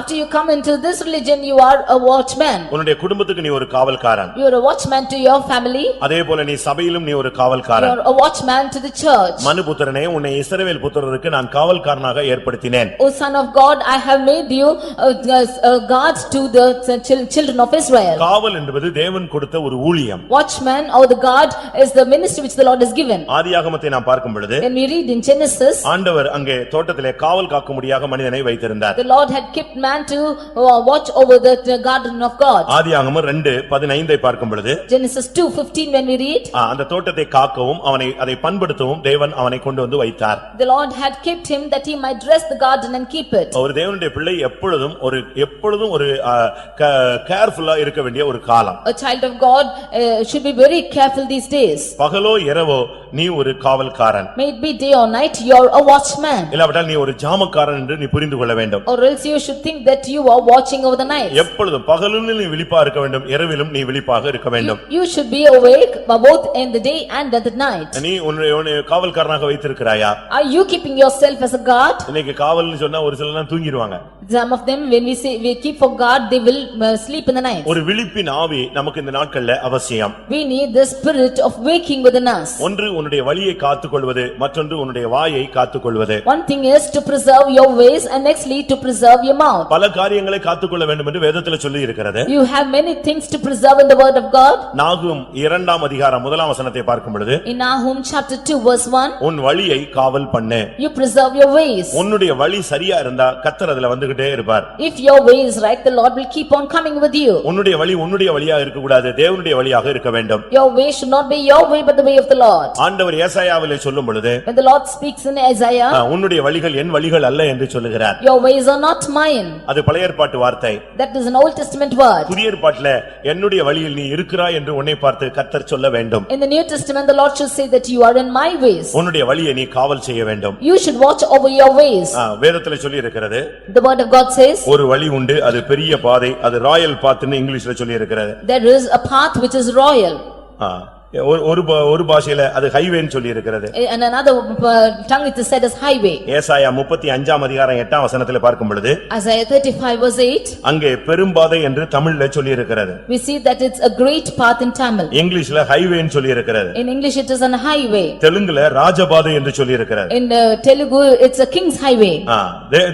அந்த பாதையினுடைய மேன்மை என்ன தெரியுமா? What is the greatness of this path? அங்கே பெரும்பாதையான வழியும் இருக்கும், அது பரிசுத்த வழி என்று எண்ணப்படும். தீட்டுள்ளவன் அதிலே நடந்து வருவதே இல்லை. And highway shall be there in the way, and it shall be called the way of holiness. The unclean shall not pass over it. இந்த வழியில ஒருத்தன் வந்து நின்று விட்டால் அவன் பேதையா இருந்தாலும் திசைகிட்டு போகாமல் சரியான இலக்கை அவனை கொண்டு போய் சேர்ப்பார். If one should come and stand in this way, although he is a fool, he shall not err therein. ஒரு ஆவிக்குரிய மனிதன் முதலாவது தன்னுடைய வழியை எப்பொழுதும் காத்துக்கொள்ள வேண்டும். A spiritual man of God should always preserve his ways. அவனுடைய பாதை சரியாக இருக்க வேண்டும். His path should be right. அவனுடைய வாழ்வின் பாதை, விசுவாசத்தின் பாதை, பரிசுத்தத்தின் பாதை சரியாக அமைய வேண்டும். His life of faith, his path of holiness should always be right. சங்கீதம் 141:3 பார்க்கும் பொழுது, Psalm 141 verse 3, உன் வாயை நீ காத்துக்கொள்ள வேண்டும். you should preserve your mouth. உன் வாய்க்கு காவல் வைக்க வேண்டும். You should preserve, you should keep a door for your mouth. ஒரு மனிதன் கெட்டு போறான்னு சொன்னானா அவனுடைய வாய் சரியில்லைன்னு அர்த்தம். If one is being destroyed, his mouth is not proper. ஒரு குடும்பம் அசையுதுன்னு சொன்னா வாய் சரியில்லைன்னு அர்த்தம். If one family is shaking, then his mouth is not proper. ஒருவனுடைய தொழில் கெட்டு போகுதுன்னு சொன்னா அவனுடைய வாய் சரியில்லைன்னு அர்த்தம். If a business is being falling, then his mouth is not proper. அப்படி நான் சொல்லுவது சரிதானா? Is it right? வேதம் அப்படி சொல்லுகிறதா? Is the word of God saying like this? நீங்கள் யோசித்து பாருங்கள். You just think and see. பிரசங்கி 5ஆம் அதிகாரம் Ecclesiastes chapter 5 6ஆம் வசனத்தை பார்க்கும் பொழுது, verse 6, உன் மாம்சத்தை பாவத்துக்கு உள்ளாக்க உன் வாய்க்கு இடம் கொடாதே. you do not give room for your flesh to go into sin by your mouth. அது புத்தி பிசகினால் செய்தது என்று தூதனுக்கு முன் சொல்லாதே. Do not say that it has come out of my foolishness before the angel. தேவன் உன் வார்த்தைகளினாலே கோபம் கொண்டு உன் கைகளின் கிரியையை அழிப்பானேன். Why should the Lord destroy your works of your hands, being angered by your words? அப்ப பிசினஸ் தோத்து போகுது, கையின் பிரயாசம் அழிஞ்சு போகுது, வாழ்க்கையில ஜெயிக்க முடியல, குடும்பத்தை நிலைநிறுத்த முடியல, விசுவாச ஜீவிதத்தை காத்துக்கொள்ள எல்லாவற்றுக்கும் காரணம் இந்த வாய் தான். If your business is being failing, and if you are not able to stand by your family or being to establish your life, then all the reason is your mouth. உன் வாயை நீ காத்துக்கொண்டால் எல்லாவற்றிலும் நீ ஜெயிப்பாய். If you preserve your mouth, you can overcome everything. அதனால தான் அவன் சொல்றான், கர்த்தாவே என் வாய்க்கு காவல் வையும். Therefore he says, Lord, you put a watch over my mouth. என் உதடுகளின் வாசலை காத்துக்கொள்ளும். Keep the door of my lips. தாவீது ஒரு காலத்துல புலம்பிக் கொண்டிருந்த ஆள்தான். Even David was once always mumbling. ஆனா இன்னொரு இடத்துல சொல்லுகிறான், நான் இனி பேச மாட்டேன், ஊமையாய் இருப்பேன். But he says, I will never more speak, but I will remain dumb. நலமானதையும் பேசாமல் நான் ஊமையாய் இருப்பேன். I will not speak even what is good. யோபு கூட ஒரு காலத்துல புலம்பிக் கொண்டிருந்த ஒரு ஆள்தான். Even Job was once telling about these things. கர்த்தர் பேச ஆரம்பிச்ச உடனே சொல்றான், என் வாயை நான் பொத்திக் கொள்கிறேன். When the Lord began to speak, he says that I will close my mouth. எப்ப வாயை பொத்துனானோ அப்பொழுது ரெட்டிப்பான ஆசீர்வாதம் அவனுக்கு கிடைக்க At ஆரம்பித்தது. the time he began to close his mouth, he began to receive double fold of blessings. மூன்றாவது இங்கே காவலை பத்தி வேதம் சொல்லுகிறது. Thirdly, the Lord speaks about watch. எக்கால சத்தம் கேட்கிற இடத்தில் நீ போய் சேர வேண்டுமானால் கர்த்தருடைய வேலையை செய்வாயாக. If you have to go to the place of the trumpet, you should do the work of the Lord. எப்பொழுதும் ஈட்டி உன்னுடைய கையில இருக்கட்டும். You should have the spear always in your hands. ஆவியின் பட்டயம் உன் கையில் இருக்கட்டும். You should have the spirit, sword of the spirit in your hand. ஜெயிக்கும் வரை அந்த கரத்தை நீ உயர்த்துவாயாக. Until the time of victory you hold on to your hand. மூன்றாவது உன்னுடைய வழியை காவல் வைத்துக்கொள், உன் வாய்க்கும் காவல் வைத்துக்கொள். Thirdly, you set a watch for your ways and also your mouth. உன்னுடைய வழிகளை துஷ்டன் வரக்கூடாது. There should not be evil coming in your ways. நான்காவதாக Fourthly, அவரவர் தங்கள் வேலைக்காரரோடு கூட எருசலேமுக்குள்ளே ராத்தங்க கடவர்கள். they are waiting with their workmen in Jerusalem. எக்கால சத்தம் உனக்கு கேட்கணும்னா நீ எருசலேம்ல தங்கணும். நீ எங்கேயோ போய் தங்கிட்டு உனக்கு சத்தம் கேட்கலன்னு சொன்னா அதுக்கு தேவன் குற்றவாளி அல்ல. If you should hear the sound of the trumpet, you should lodge in Jerusalem, not anywhere else. நான் கமுதி பக்கத்துல ஒரு போலீஸ் கேம்புக்கு போயிருந்தேன். I went to a police camp near Kamudi. கோட்டை மேடுன்னு ஒரு இடம் இருக்கிறது. There's a place called Kotai. அங்க AR police, armed reserve police அங்க வைத்திருக்கிறார்கள். There an AR police was kept there. அவங்க எல்லாரும் அங்க அவங்களுக்கு 24 hours டியூட்டி தான். And they had 24 hours of duty. அவங்க எல்லாம் அதிரடி படைகள். And they were in an emergency parade. அவங்க எப்பொழுதுமே அங்க கோட்ரஸ் எல்லாமே அவங்களுக்கு அங்க தான் இருக்கு. Their quarters is all there. காலையில வருவாங்க. They will come in the morning. Parade முடிச்சிட்டு போய்டுவாங்க. They will finish their parade and go. But any time அவங்க ஒரு யூனிஃபார்ம்லயே தான் இருக்கணும். Any time they should be on uniform. பக்கத்துல உள்ள மார்க்கெட் வரைக்கும் அவங்க போகலாம். They can go close by to the market. எங்கயாவது கலவரம்னு சொல்லிட்டு அங்க செய்தி கிடைச்சதுன்னா if they receive a message of any emotion anywhere, ரெண்டு இடத்துல ட்ரம்பட் அடிப்பாங்க.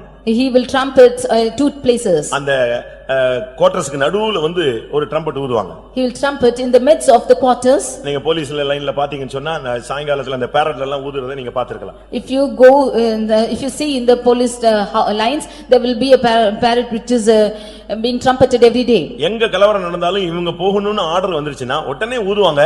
அங்கங்க வீட்ல படுத்திருக்கிறவங்க உட்கார்ந்து இருக்கிறவங்க வந்திருக்கிறவங்க எல்லாரையும் தட்டி விட்டுருவாங்க. எல்லாரும் நேரா எங்க வந்துருவாங்க, உடனே அங்க மார்ச் ஆயிடுவாங்க. அவங்க லைன்ல வந்து நின்றுவாங்க. If they should go on an emergency, immediately there will be a trumpet sounded, then they will all come into their line immediately. அதே நேரத்துல பஜார்ல ஒன்னு ஊதுவாங்க.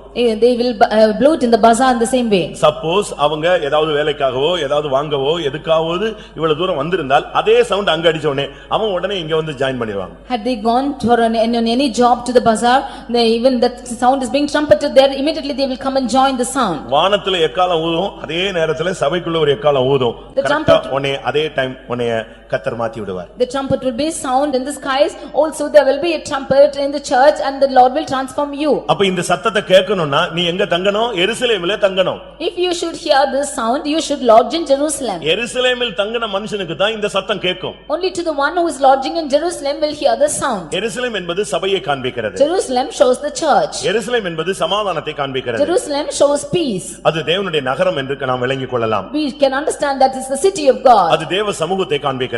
It is the presence of the Lord. அது இயேசுவோடு உள்ள வாழ்க்கையை காண்பிக்கிறது. It shows the life with Jesus. எருசலேமிலே காத்திருங்கள் என்று இயேசு சொன்னார். Jesus said, tarry in Jerusalem. பிதாவின் வாக்குத்தத்தம் நிறைவேறும் வரை எருசலேமிலே காத்திரு.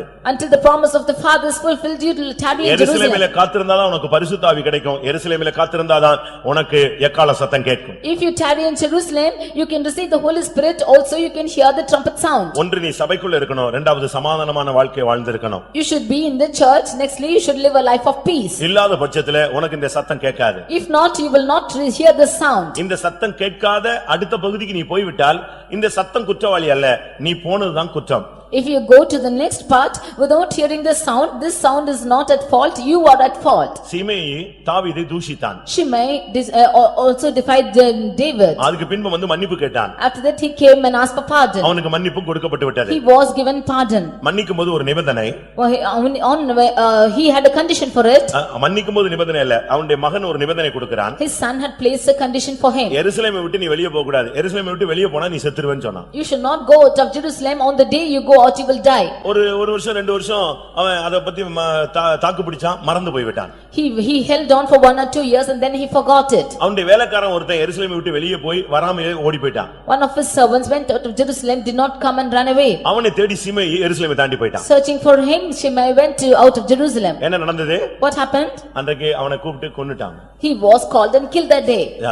எரிகோவில இருந்து எருசலேமுக்கு போனவன, எருசலேமிலிருந்து எரிகோவுக்கு போனவனை குறித்து நீங்க பைபிள்ல படிச்சிருப்பீங்க. You have read from the word of God God about the one who went from Jerusalem to Jericho. அவன் என்ன கல்லர் கையில சிக்கிக் கொண்டான். He was caught among the thieves. அதுபோல Like this, எக்காள சத்தத்தை நீ கேட்கணும்னா எருசலேமில் இருக்கணும். if you should hear the trumpet sound, you should be in Jerusalem. சபையில இல்லாத மனுஷனுக்கு எக்காள சத்தம் கேட்காது. அதனால தான் நம்ம சபையில இருன்னு உங்களுக்கு மறுபடி சபையை பத்தி பேசுறதுடைய ரீசன் இதுதான்.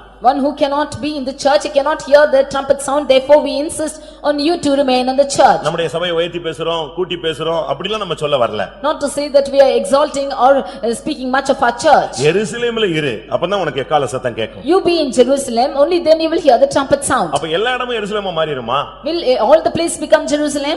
எரிகோ எருசலேமா மாறிட முடியுமா? Will Jericho become Jerusalem? யோசிச்சு பாருங்க. Just think and see. Capernaum எருசலேமா மாறிட முடியுமா? Will Capernaum become Jerusalem? எருசலேம் தான் எருசலேமா மாற முடியும். Only Jerusalem can become Jerusalem. அப்படினால் நாம் சபையில இருந்தாதான் எக்காள சத்தத்தை கேட்க முடியும். Therefore, if we be in the church alone, we can hear the trumpet sound. அதுக்கு தான் சர்ச் ஐக்கியத்தை நம்ம முக்கியப்படுத்துகிறோம். That is why we insist on the fellowship of the church. யோவான் என்ன சொல்லுகிறார்? What does John say? எங்களுடைய ஐக்கியம் பிதாவோடும் அவருடைய குமாரனாகிய இயேசு கிறிஸ்துவோடும் இருக்கிறது. நீங்களும் எங்களோடு ஐக்கியமாகுங்க. Our fellowship is with the Father and with the Son Jesus Christ. You be united with us. சர்ச்னு சொன்ன உடனே சபைன உடனே எல்லாமே சபை அப்படிங்கற அந்த கண்ணோட்டத்தை நீங்க இன்னைக்கு வேரோட புடிங்கிடுங்க. You see, when it is church means you do not have the angle that everything is the church, you just put away from your eyes. அந்த wrong opinion உன்னை விட்டு இன்னைக்கு அந்த வேர் உனக்கு வெளிய போயிடும். Take away that root of that wrong opinion from yourself. எருசலேம் தேவனுடைய சபை. Jerusalem is the church of God. அந்த எருசலேமை தான் கர்த்தர் கட்டிக்கொண்டிருக்கிறார். That Jerusalem is the Lord building. அதுதான் மனவாட்டி சபையாக மாறுகிறது. That is stand as the bride of Christ. எருசலேம்னா சமாதானம். Jerusalem is peace. சமாதானம் இல்லாத மனுஷனை பரலோகத்துல கொண்டு போய் வைக்க முடியாது. The Lord cannot take a person without peace to heaven. புருஷனோட மனைவியோட சமாதானம் இல்ல. You have no peace with husband or wife. பிள்ளைகளோட பெற்றோரோட மாமனாரோ மாமியாரோட சமாதானம் இல்ல. You have no peace with children or father or mother-in-law, father-in-law. விசுவாசிகளோடு ஐக்கியம் இல்லை. You have no unity with the believers. ஊழியர்களோடு சமாதானம் இல்லை. You have no peace with the servants of God. இந்த மனிதனை கொண்டு போய் எப்படி பரலோகத்துல வைப்பது? How can the Lord place such a man in heaven? உன் கூட சண்டைய போட்டு நீ அவனை அடிச்சு உருண்டு கட்டி புரண்டு ஆளெல்லாம் நீங்க போய் எருசலேம் போயிருவீங்க. உன் கூட சண்டை போட்ட ஆளு இன்னொரு ஆளு வந்து நரகத்துக்கு போய்டுவானா? You quarreling with one another, will you go to Jerusalem and the other go to hell? சமாதானம் இல்லாத மனுஷன் போகவே முடியாது. One who is not in peace will never go at all. எருசலேமிலே ராத்தங்கு. You lodge in Jerusalem. சூழ்நிலைகள் மாறும் பொழுது சமாதானத்துக்கு விரோதமான காரியங்கள் வரும் பொழுது நீ சமாதானத்தை காத்துக்கொள்ள வேண்டியது அவசியம். When things go contrary towards your peace, you should be able to hold on to your peace. எருசலேமுக்குள்ளே ராத்தங்கு கடவர்கள். You have to lodge in Jerusalem. பிரச்சனையான நேரங்கள்ல நீ சபை ஐக்கியத்தை விட்டு வெளியே போயிட கூடாது. At the times of confusions, you should not leave the church. எருசலேமிலே அங்கே அதிகாரிகள் தங்கி இருந்தார்கள். There were authorities in Jerusalem. எருசலேமிலே கர்த்தருடையவர்கள் தங்கி இருந்தார்கள். The people of the Lord were in Jerusalem. எருசலேமில் இருக்கணும்னா உனக்கு ஒரு மனப்பூர்வமான தன்மை இருக்கணும். You should have a willing heart to stay in Jerusalem. நெகேமியா 11:1 பார்க்கும் பொழுது In Nehemiah chapter 11 verse 1, ஜனத்தின் அதிகாரிகள் எருசலேமிலே குடியிருந்தார்கள். the authorities of the people were in Jerusalem. இரண்டாம் வசனத்திலே பார்க்கும் பொழுது When we read in second verse, மனப்பூர்வமாய் சம்மதித்த மனிதர்கள் எருசலேமிலே தங்கி இருந்தார்கள். the people who willingly offered dwelt in Jerusalem. எருசலேமிலே தங்கிறதுக்கு உனக்கு ஒரு மனப்பூர்வமா இருக்கணும். You should have a willing heart to dwell in Jerusalem. நீ ஒரு அதிகாரம் உள்ளவனாய் நீ இருந்தால் தான் நீ எருசலேமிலே தங்க முடியும். Only if you are an authority, you can be in Jerusalem. இயேசுவின் நாமத்தில் உள்ள அதிகாரம் உனக்கு கொடுக்கப்பட்டிருக்கிறது. The authority in the name of Jesus is given to you. அடுத்ததாக நாம் பார்க்கும் பொழுது And nextly when we see நெகேமியா 5:23 Nehemiah 5:23, நாங்கள் எங்கள் வஸ்திரங்களை களைந்து போடாது இருந்தோம். we have not put out our garments. யுத்த காலத்துல நிக்கிறவன் வஸ்திரங்களை களைந்து போடக்கூடாது. We should not, those who are standing in war field should not put away their garments. வேலை ஸ்தலத்துல நிக்கிறவன் வஸ்திரத்தை களைந்து போடக்கூடாது. Those who are standing in their work hall should not put off their clothes. கர்த்தருக்காக நிக்கிறவங்க தங்களுடைய வஸ்திரங்களை கழற்றி போடக்கூடாது. Those who are standing for the Lord should not put away their clothes. உன்னத பாட்டில் நாம் பார்க்கும் பொழுது When we read in Songs of Solomon, ஆண்டவர் வந்து கதவை தட்டும் பொழுது when the Lord is coming and knocking at the door, அந்த மணவாட்டி என்ன சொன்னாள்? what does the bride say? நான் இப்பொழுதுதான் என்னுடைய வஸ்திரங்களை கழற்றி விட்டேன். I have just now put off my garments. அது என்ன விபரீதமான முடிவை கொடுத்தது? What terrible end it brought to? அவர் போய் விட்டார். He went away. நீ வஸ்திரத்தை கழற்றி போட்டதனால உன்னால வெளியே வந்து அவரை சந்திக்க முடியவில்லை. Because you put off your garments, you are not able to come out and see him. உன்னத பாட்டு 5:3 நாம் இதை பார்க்க முடியும். In Songs of Solomon 5:3 we can read this. திரும்ப வெளியே வந்து பார்த்தா அவர் இல்லை. When she came out, he is not found. இயேசுவை சந்திக்கணும்னா உனக்கு எப்பொழுதும் வஸ்திரம் தரித்த ஒரு நிலவரம் இருக்க வேண்டும். If you should meet the Lord Jesus, always you should put on your garment. பின்மாறி போனதான பேதுருவை தேடி இயேசு அந்த கடற்கரைக்கு வந்தார். Jesus came seeking for the backslidden Peter to the seashore. அதை ஒரு சீஷன் கண்டுபிடித்து விட்டான். That one disciple spotted out. அதோ கரையிலே கர்த்தர் நிற்கிறார் என்று ஒரு சத்தம் கொடுத்தான். He said the Lord is standing on the shore. கர்த்தர்னு சொன்ன உடனே பேதுரு தண்ணீரில் குளித்து விட்டான். When it was told as the Lord, Peter jumped into the water. அதுக்கு காரணம் என்ன சொல்லி இருக்கிறது? What was the reason for it? வஸ்திரம் இல்லாதபடியால் அவன் என்ன செய்தான்? தண்ணீருக்குள் குதித்தான். Because he had no garments on him, he jumped into the water. அந்த இயேசுவை சந்திக்கக்கூடிய அந்த தைரியம் அந்த வஸ்திரம் இல்லாதனால இல்லை. He had no boldness to see Jesus because he had no garments on him. Mark என்ற வாலிபனை குறித்து சொல்லும் பொழுது, When reading about a lad called Mark, இயேசுவுக்கு என்ன நடக்கிறது என்று பார்க்கும்படியாக அவன் வந்து கொண்டே இருந்தான். he was coming to see what was happening with Jesus. ஒரு துப்பட்டியை தான் அவன் போத்திருந்தான். He was only putting on a garment. அந்த துப்பட்டியை பிடுங்கி விட்டார்கள். They pulled off his garment. அவன் நிர்வாணமாய் ஓடி போனான். He ran away naked. ஆவிக்குரிய ஜீவிதத்தில் என்ன நடக்குதுன்னு உனக்கு தெரியணும்னா உனக்கு வஸ்திரம் இருக்கணும். If you should know what is happening in your spiritual life, you should have this garment. மானம் காணப்படாதபடிக்கு வஸ்திரத்தை காத்துக்கொள்கிறவன் பாக்கியவான். That your nakedness be not seen, one who is preserving his garments is blessed. உனக்கு தேவன் துதியின் உடையை கொடுத்திருக்கிறார். The Lord has given you the garment of praise. ஏசாயா தீர்க்கதரிசன புத்தகத்தில் நான் பார்க்கும் பொழுது, Reading in the prophetical book of Isaiah, ஒடுங்கின ஆவிக்கு பதிலாக instead of your spirit of weariness, ஏசாயா 61:3 in Isaiah 61:3, ஒடுங்கின ஆவிக்கு பதிலாக துதியின் உடையை கொடுத்தார். he has given you the garment of praise instead of mourning. மனுஷன் பாவம் செய்து Man has been sinned, தோல்வியை சந்திக்கிறதுக்கு முன்பாக and before he could face failures, அவனுக்கு இருந்த அந்த வஸ்திரம் என்ன? what was the garment given to him? தேவனுடைய வஸ்திரம் ஒளி என்று சொல்லப்பட்டிருக்கிறது. The garment of the Lord which is light. ஒளியை அவன் வஸ்திரமாய் தரித்திருந்தான். He had put on garment which is the light. 104 சங்கீதம் 2 வசனத்திலே கர்த்தர் ஒளியை வஸ்திரமாக தரித்திருக்கிறார். Psalm 104:2 we see that the Lord is adorned with his light. வஸ்திரத்தை களைந்து போடாது இருந்தோம் என்று சொன்னால் ஒளியை ஆயுதமாக நீ வைத்து வஸ்திரமா இருக்கணுமே தவிர இருள் உன்னை மூடிக்கொள்ள கூடாது. If you should preserve your garment means you should put on the light and the darkness should not cover you. எப்பொழுதும் ஒடுங்கி போய் நீ சுத்தக்கூடாது. துதியின் உடை உனக்கு இருக்க வேண்டும். You should not be always putting on weariness, but you should put on the garment of praise. வெளிப்படுத்தல் என்ன சொல்லி இருக்கிறது? What is told in Revelation? ஜெயங்கொள்கிறவனோ அவனுக்கு வெண்வஸ்திரம் தரிக்கப்படும். He who overcomes is given a garment of white. மெல்லிய வஸ்திரம் அவளுக்கு சுத்தமும் பிரகாசமான மெல்லிய வஸ்திரம் மணவாட்டிக்கு கொடுக்கப்பட்டது. A pure linen garment is given to the bride. அது பரிசுத்தவான்களுடைய நீதிகளே. That is the righteousness of saints. உன்னுடைய நீதியை எந்த சூழ்நிலையிலும் நீ ஒரு தேவனுடைய பிள்ளை ஆனபடியால் உன்னுடைய நீதியை நீ விட்டுவிடவே கூடாது. You are a child of God, you should never lose the righteousness for that sake. நீங்க எப்பொழுதுமே அந்த நீதியை விடவே கூடாது. You should never lose that righteousness. வேலையில போனாலும் நீ ஒரு விசுவாசி. Whether you go for work, you are a believer. Business சென்டர்ல நீ ஒரு விசுவாசி. At business, you are a believer. நீ உன் வீட்ல இருக்கும் பொழுது நீ ஒரு விசுவாசி. In your house, you are a believer. நீ ஒரு குடும்பத்துக்கு தலைவனா இருக்கலாம், தலைவியாக இருக்கலாம், பிள்ளையாக இருக்கலாம். ஆனால் தேவனுடைய பார்வையிலே நீ ஒரு விசுவாசி. You might be the head of your house or your children or your family, but you are a believer. பிசினஸ்க்கு போன பின்பு நீ விசுவாசி அல்லன்னு சொல்ல முடியாது. At business, you cannot say that you are an unbeliever. எங்க இருந்தாலும் நீ ஒரு விசுவாசி தான். You are everywhere as a believer. இந்த மாமரத்தை கொண்டு போய் நீங்க கலிபோர்னியால நட்டினாலும் அது மாமரம் தான். If you should go and place this the tree in California, it is called as mango tree. அங்க போன உடனே அது தேங்காவா மாறிடுதா? It is not becoming a coconut in that place. ஆனா விசுவாசி அப்படி மாறிட்டே இருக்கிறான்.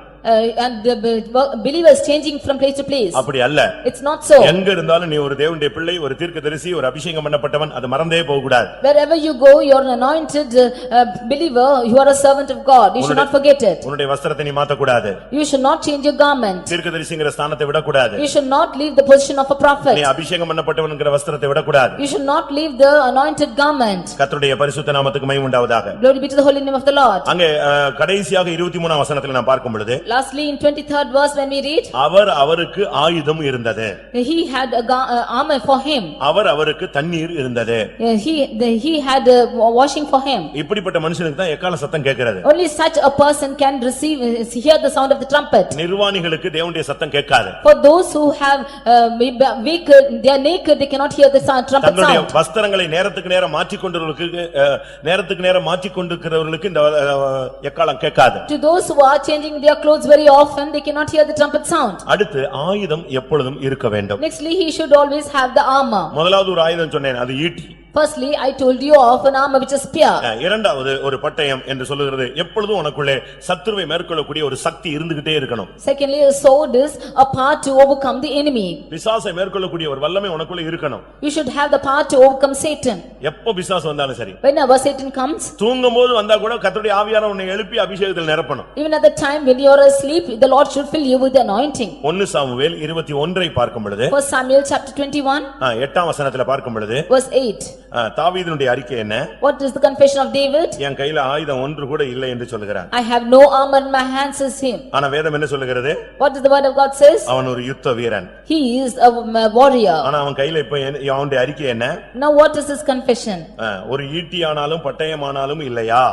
Do you not have a spear or a sword? நான் என் பட்டயத்தை ஆகிலும் என் ஆயுதங்களை ஆகிலும் நான் எடுத்துக்கொண்டு வரவில்லை. I have not brought my spear or sword. சத்துருவை எதிர்க்கும் பொழுது நீ நிராயுதபாணியாக நிற்க கூடாது. You should not be without armor when you should attack the enemy. அவன் ஆயுதத்தோடு வரும் பொழுது நீ ஒண்ணுமில்லாம போய் நின்னுட்டு அவன்ට அடிபட்டு சாகிறதை விட நீ அந்த யுத்தகளத்துக்கு போகாமல் இருக்கிறது நல்லது. When he comes with his armor, if you go without your spear armor, then it is best that you are not going for the battlefield.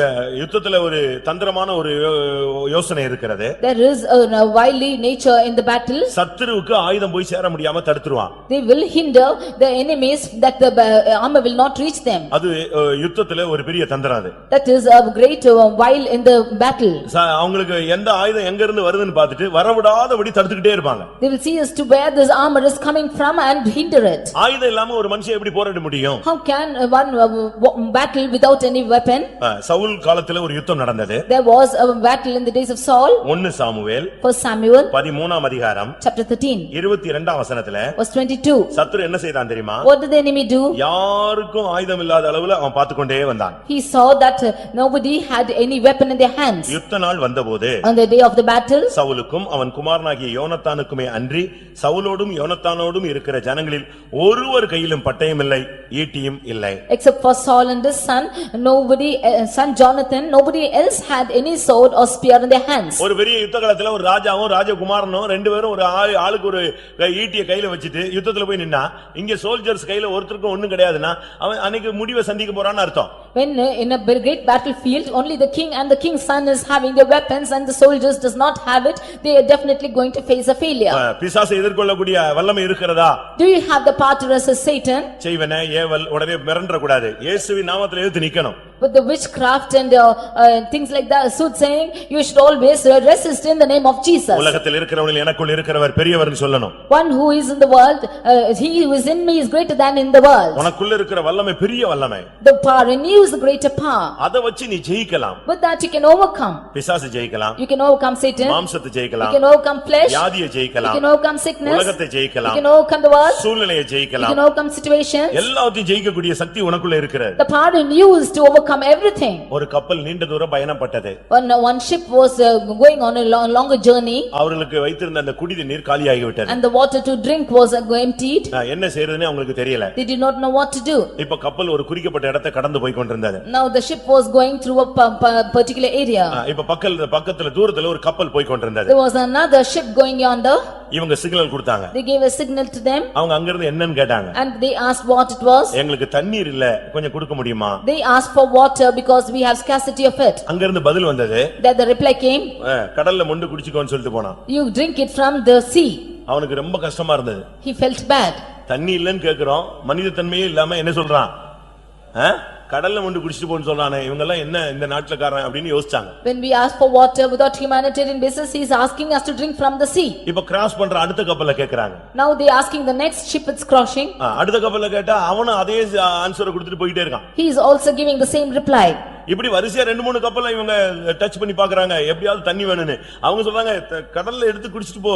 ரொம்ப சிம்பிளா ஆன்சர் கொடுத்துட்டு போயிட்டே இருக்கான். 2 or 3 ships which were crossing, they asked the same question, they asked the same, gave the same reply to drink of the water of the sea. இப்ப time போயிட்டே இருக்கு வேற வழியே இல்ல. வேற வழியே இல்லாம ஒருத்தன் தண்ணி என்ன செஞ்சிட்டான் கடல்ல இருந்து எடுத்துட்டான். Now the time passed on and therefore he started to take water out of the sea. வாழ்வா சாவாங்கற ஒரு கண்டிஷன். இந்த தண்ணியாவது குடிச்சிருவோம் அப்படினு தண்ணி எடுத்துட்டான். They came to a condition whether life or death and therefore they took off the water from the sea. எடுத்து பார்த்தா என்ன நடந்தது? What was the happened there? அருமையான குடி தண்ணீர். It was pure water drinking. அவங்களுக்கு ஒண்ணுமே புரியல. They did not understand anything. திருப்பி தான் ஜியோகிராபிக்கலா அத பார்த்தபோது Nextly when geographically they saw it. ரெண்டு மூணு நதி அந்த இடத்துல வந்து கிராஸ் பண்ணுது கடல்ல. ஒன்னு வந்து கலக்குறது. 2 or 3 waters are coming and mixing into the sea. அந்த தண்ணியினுடைய ஃபோர்ஸ் ஒரு குறிக்கப்பட்ட வளைக்கும் கடல் தண்ணியில மிக்ஸ் ஆகாம இந்த தண்ணி வந்து ஃபோர்ஸா வந்துகிட்டே இருக்கு. The force of that water is not mingling with the sea water and is coming as a pure water. அப்பொழுது அவங்களுக்கு உண்மை தெரிஞ்சது. Only then they could understand the truth. அதுபோல Like this. உன்னுடைய தாகத்தை தீர்க்கக்கூடிய விசுவாசம் உனக்குள்ளே இருக்கு. விசுவாசிக்கிறவனுடைய உள்ளத்திலிருந்து ஜீவ தண்ணீர் உள்ள நதிகள் புறப்படும். The faith which is in you is able to quench the waters, for out of the one who wanted thirsteth will flow out living waters. நீ மற்ற இடங்கள்ல எதுக்கு நீ போக வேண்டிய அவசியம் இல்ல. உனக்குள்ள இருக்கிற வல்லமையே உன்னை ஜெயிக்க வைக்கும். You need not go out anywhere. The power within you will make you overcome. அவரவருக்கு ஆயுதமும் இருந்தது. அவரவருக்கு கடைசி பாயிண்ட் எக்கால சத்தம் கேட்கணும்னா அவரவருக்கு தண்ணீரும் இருந்தது. They had the weapon and also water. ஒரு தேவனுடைய பிள்ளைக்கு ஆயுதமும் இருக்கணும், அவனுக்கு தண்ணீரும் வேணும். A child of God should have the weapon and also the water. ஒரு பிரெட் இல்லாம ஒரு கத்தி இல்லாம தாவீது போய் தேவனுடைய சமூகத்துல போய் கடந்தான். Without a bread or a knife, David went to the presence of God. அன்றைக்கு ஆயுதம் அவனுக்கு கொடுக்கப்பட்டது. That day a weapon was given to him. அந்த ஆசாரியன் தாவீதினிடத்துல கேட்டான். That high priest asked David, என்கிட்ட வேற ஆயுதம் கிடையாது. We have no other weapon. ஆனா ஏலே பள்ளத்தாக்கிலே நீ கொன்றதானே அந்த கோலியாத்தினுடைய பட்டயம் இருக்கிறது, அதை வேணா தரட்டுமா ன்னு கேட்டான். But we have the sword of Goliath whom you killed at Elah, and shall we give it to you? அந்த ஆசாரியன் சொன்னான், அது ஒரு புடவையில சுத்தி அது ஏபோத்துக்கு பின்னால வச்சிருக்கிறோம், வேணா அதை தரட்டுமான்னு கேட்டான். And the priest said that we have put it up with a sari behind it, can we give it to you? அநேகர் உங்களுக்கு தேவன் கொடுத்த வல்லமை அதிகாரம் கிருபை எல்லாவற்றையும் நீங்க சேலையில சுத்தி புடவையில சுத்தி எங்கேயோ ஒதுக்கி வச்சிட்டீங்க. Many of you, the gifts and talents which the Lord has given you, you have put away with a piece of cloth. இன்னைக்கு நீ சத்துருவை எதிர்க்க முடியாமல் தடுமாறிக் கொண்டிருக்கிறாய். Today you are stammering without being able to resist the devil. நீ மறுபடி அன்றைக்கு அந்த ஆயுதத்தை தாவீது பெற்றுக்கொண்டது போல இன்றைக்கு நீ மறுபடியும் தேவனுடைய வல்லமையை மறுபடியும் உன் கையில எடுப்பாயாக. Today as David received that weapon in his hand, you take that weapon to this day in your hand. கர்த்தருடைய பரிசுத்த நாமத்துக்கு மகிமை உண்டாவதாக. Glory be to the holy name of the Lord. நம்ம போராயுதம் வந்து மாம்சத்துக்குரியவளா இருக்க கூடாது. Our weapon should not be carnal. ஒரு சிலர் சொல்லுவாங்க என் வாய் பேசாது கைதான் பேசும். Some of them will say that my mouth do not speak, my hand. வாயும் பேசக்கூடாது கையும் பேசக்கூடாது. Your hand should not speak and neither your mouth. ரெண்டும் பேசிருச்சுனா நீ பரலோகம் போக மாட்டேன்னு அர்த்தம். If both will speak, you will not go to heaven. வேதம் என்ன சொல்லுகிறது? What does the word of God say? 2 கொரிந்தியர் 10:4 2 Corinthians 10:4 எங்களுடைய போராயுதங்கள் மாம்சத்துக்குரியவளாய் இராமல் அரண்களை நிர்மூலமாக்கத்தக்க தேவ பலமுள்ளவைகளாய் இருக்கிறது. For our weapons are warfare are not carnal but mighty through God to pulling down of the strongholds. கடைசியாக தண்ணீர் அவர்களுக்கு இருந்தது. Lastly he had water. அது ஒரு மனுஷனுடைய ஜீவ ஆதாரமே அதுதான். That is in life for a man. இஸ்ரவேல் ஜனங்களுடைய பிரயாணங்கள்ல கூட தண்ணி இல்லாம இருந்தது. ஆனா கர்த்தர் அவருடைய தாகங்களை தண்ணீர் கொடுத்து தீர்த்தார். Even in the journey of Israelites there was no water but the Lord quenched their thirst. தண்ணீர் இல்லனாலே நம்ம தோற்று போவோம்னு அர்த்தம். If we have no water we will be failing. அது எதை காண்பிக்கிறது? What does it show? விசுவாசத்தை காண்பிக்கிறது. It shows faith. விசுவாசிகளுடைய உள்ளத்திலிருந்து ஜீவ தண்ணீர் உள்ள நதி புறப்படும். அந்த நதி விசுவாசம் இல்லனா அவன் செத்து போய்டுவான். Out of the ones who believes flows waters of living waters, and without water he will die. இரண்டாம் ராஜாக்கள் 3ஆம் அதிகாரத்தை பார்க்கும் பொழுது 2 Chronicles chapter 3 9ஆம் வசனம் 10ஆம் வசனத்தை பார்க்கும் பொழுது verse 9 and 10 அங்கே ராணுவத்துக்கும் மிருக ஜீவன்களுக்கும் தண்ணீர் இல்லாமல் போயிற்று. There was no water for the warriors, neither for the beasts of the world. அப்ப இஸ்ரவேல் ராஜா சொல்ற அறிக்கை என்ன தெரியுமா? Then what is the confession of the king? கர்த்தர் நம்மை சத்துருவின் கையில் ஒப்புக்கொடுத்து விட்டார். The Lord has given us into the hands of the enemies. எப்ப விசுவாசம் இல்லையோ அப்பொழுது நீ சாத்தான் கையில விழுந்து விடுவாய். When you have no faith you will fall into the hands of the devil. எப்ப விசுவாசம் குறையுதோ அப்ப பிசாசின் கண்ணியில நீ சிக்குகிறாய். When you are lacking in faith you are clung into the clutches of devil. விசுவாசத்தை டெவலப் பண்ணுங்க. You develop your faith. இன்னைக்கு மனுஷன் பாருங்க உப்பு தண்ணீரை கடல் நீரை குடிநீராய் மாற்றி கொண்டிருக்கிறான். Today man is changing the salt water of the sea into good water. நீங்களும் உங்களுக்கு எதிரான பாதகமான சூழ்நிலைகளை சாதகமாய் மாற்றுங்கள். You should change the situations which are not contrary on your affair. என்னாகமம் 21ஆம் அதிகாரம் 5-6 வசனங்களை பார்க்கும் பொழுது Numbers 21 1 verses 5 and 6. அங்கே இஸ்ரவேல் ஜனங்களுக்கு தண்ணீர் இல்லாமல் போயிற்று. That the children of Israel did not have water to drink. ஆனால் தேவன் அவர்களை அப்படி விடவில்லை. But the Lord did not leave them like that. அவர் இங்க அவங்க சொல்றாங்க இங்க அப்பமும் இல்லை தண்ணீரும் இல்லைன்னு. They said there is no bread neither water. ஆனா கர்த்தர் அவர்களுக்கு அங்கே தண்ணீரை கொடுத்தார். But the Lord gave them water. தண்ணீர் நமக்கு தேவை. We need water. இந்த மார்க்கத்துல வந்துட்ட பின்பு விசுவாசம் இல்லாமல் தேவனுக்கு பிரியமா இருப்பது கூடாத காரியம். After coming into this religion without faith to please God is impossible. எக்காள சத்தம் எங்கே கேட்கிறதோ அவ்விடத்திலே வந்து கூடுங்கள். Wherever the trumpet of God is sounding, you come and gather there. இன்னும் கொஞ்ச நாள்ல கடைசி எக்காளம் தொனிக்க போகிறது. In a few days the last trump will sound. நீ கர்த்தருடைய வேலை ஏதாவது செய்திருக்கிறாயா? Have you done the work of the Lord? ஈட்டி உன் கையில் இருக்கிறதா? Is there a spear in your hand? கர்த்தருடைய காவலை நீ காக்குறாயா? Are you watching the Lord's work? உன் வழி உன்னுடைய வாய் இதை காத்துக்கொள்கிறாயா? Are you watching over the ways or your mouth? எக்காள சத்தம் எருசலேமில் தான் தொனிக்கும். நீ எருசலேமிலே தங்கி இருக்கிறாயா? The trumpet of sound will be in Jerusalem. Are you in Jerusalem? உன் வஸ்திரங்களை கலற்றி போட்டாயா? உன் வஸ்திரத்தை மாற்றி விட்டாயா? Have you put out your garments or have you changed your garments? உனக்கு ஆயுதம் இருக்கிறதா? Do you have weapons? சத்துருவை மேற்கொள்ள பலன் இருக்கிறதா? Do you have the strength to overcome enemy? என்ன ஆவி என்ன பிசாசு வந்தாலும் இயேசுவின் நாமத்திலே பிசாசுக்கு எதிர்த்து நில், அவன் ஓடி போவான். Whichever Satan comes, you resist him in the name of Jesus, he will flee. உனக்குள்ள விசுவாசம் இருக்கிறதா? Do you have faith in you? பிரியமானவர்களே, நம்மில் எத்தனை பேர் இந்த கடைசி கால சத்தத்தை கேட்க வாஞ்சிக்கிறோம்? Dear beloved, how many of us are desiring to hear the last trumpet? கடைசி காலம் கேட்க வேண்டும் என்கிற வாஞ்சை உள்ளவர்கள் கண்களை மூடுங்கள். All those who desire to hear the last trump, close your eyes. கடைசி காலம் என்பது உன்னுடைய வாழ்க்கையில ஒரு விசை தான் கேட்கிறது. Last trump is heard in your life only once. சுவிசேஷ கால சத்தத்தை நீ எத்தனையோ விசை கேட்டாய். You have heard the gospel of trumpet many times. உபதேச கால சத்தத்தை நீ வாரம் கேட்கிறாய். The trumpet of doctrine is heard every week. ஆனால் இன்னொரு கால சத்தம் கடைசி காலம் இருக்கிறது. But there is a last trump. அது ஒன்ஸ் தான்.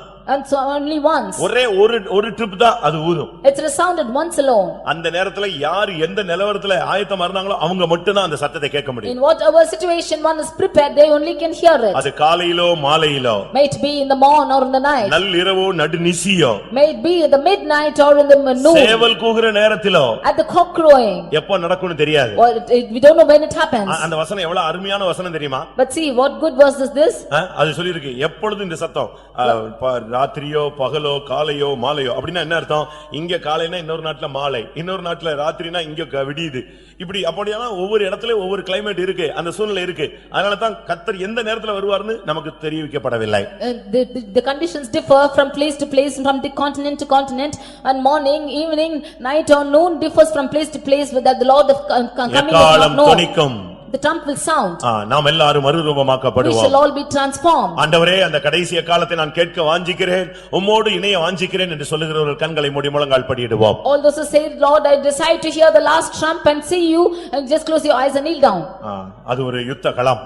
That is a battlefield. இந்த உலகத்தை விட்டு நாம் எல்லாரும் மறுரூபமாக வேண்டிய ஒரு நேரம். It's a time when we are going to be transformed from this world. ஆமென். எக்கால சத்தத்தை கேட்க நீ ஆசைப்பட்டால் கர்த்தருக்காக எதையாவது செய். If you too desire to hear the trumpet sound, you do something from the Lord. பரிசுத்த ஸ்தலத்தினுடைய திருப்பணிகளை செய்வாயாக. You do the work concerning the sanctuary. ஆசரிப்பு கூடாரத்தை உன் ஜீவியத்தை கட்டி எழுப்புவாயாக. You build your life, which is the tabernacle. கர்த்தருக்காக நீ வட்டையத்தை பிடித்து நில். You hold on the spear and stand for the Lord. நட்சத்திரம் காணும் மட்டும் நீ காத்திரு. Until the stars appear, you wait. இயேசுவின் வருகை மட்டும் ஈட்டியை பிடித்துக்கொண்டு நில்லு. Until the coming of the Lord, you hold on to the spear and stand. இயேசுவின் வருகை மட்டும் அந்த தேவ வசனத்தை பிடித்துக்கொண்டு நில்லு. Until the coming of the Lord, you hold on to the word of God and stand. ஈட்டிகளை பிடித்திருந்தார்கள். They hold on to their spears. ஜீவ வசனத்தை பிடித்துக்கொண்டு சுடர்களை போல பிரகாசியுங்கள். You hold on to the word of God and shine as lights. உன்னுடைய வழியை காவல் பண்ணு. You watch your way. உன் வாயை காவல் வை. You watch your mouth. எருசலேமிலே தங்கு. You abide in Jerusalem. சபைக்குள்ளே சபை ஐக்கியத்தை விட்டு ஒரு இன்ச் கூட வெளியே போய்டாத. Do not go even for an inch from the fellowship of the எக்கால church. சத்தம் கேட்கவே கேட்காது. The sound of the trump will not be heard. எல்லாம் சபை எல்லாம் ஊழியன்னு யாராவது சொல்லுவான், ஏமாந்து போய்டாத. Somebody will say that everything is church and everybody are people. எருசலேமிலே தங்கினால் உனக்கு ராத் தங்கினால் உனக்கு சத்தம் கேட்கும். If you lodge in Jerusalem in the night, you will hear the trumpet sound. சூழ்நிலைகளுக்கு ஏத்த மாதிரி உன் வஸ்திரத்தை மாத்தாதே. According to situations, don't change your garments. நீ தேவனுடைய பிள்ளை என்கிற தன்மையை விட்டு விடாதே. Do not lose the term that you are the child of God. வறுமை வந்தாலும் May it be at noon, உயர்வு வந்தாலும் may it be at highness, பசியோ பட்டினியோ உன்னுடைய வஸ்திரத்தை மாற்றாதே. may it be at loss or hunger, do not lose your garment. எப்பொழுதும் தேவனுடைய வல்லமையை தரித்துக்கொண்டு சத்துருவை மேற்கொள்வாயா. Always putting on your garments, you overcome the rest of the Satan. எப்பொழுது விசுவாசத்தை காத்துக்கொள். You hold on to the faith. உனக்குள்ள இருந்து ஜீவ தண்ணீர் உள்ள நதி புறப்படட்டும். Let the living waters flow out from you. கர்த்தாவே நான் கடைசி காலத்தை கேட்க வாஞ்சிக்கிறேன்னு சொல்றவங்க கைகளை வைத்துங்க பார்க்கலாம். All those who decide to hear the last trumpet, lift your hands. நான் சொல்றது நீங்க கை வைக்கிறது ரொம்ப சுலபம், ஆனா கேட்கிறது ரொம்ப கஷ்டமான ஒரு வாழ்க்கை. But for you to hear is very easier, but to practice it is very hard. ஆனாலும் நம்முடைய வாஞ்சையை கர்த்தர் தீர்க்க வல்லவர். But still the Lord is able to satisfy our longing. ஆண்டவரே இந்த உபதேசம் இந்த சத்தியம் கேட்கிறேனே இது உண்மையா?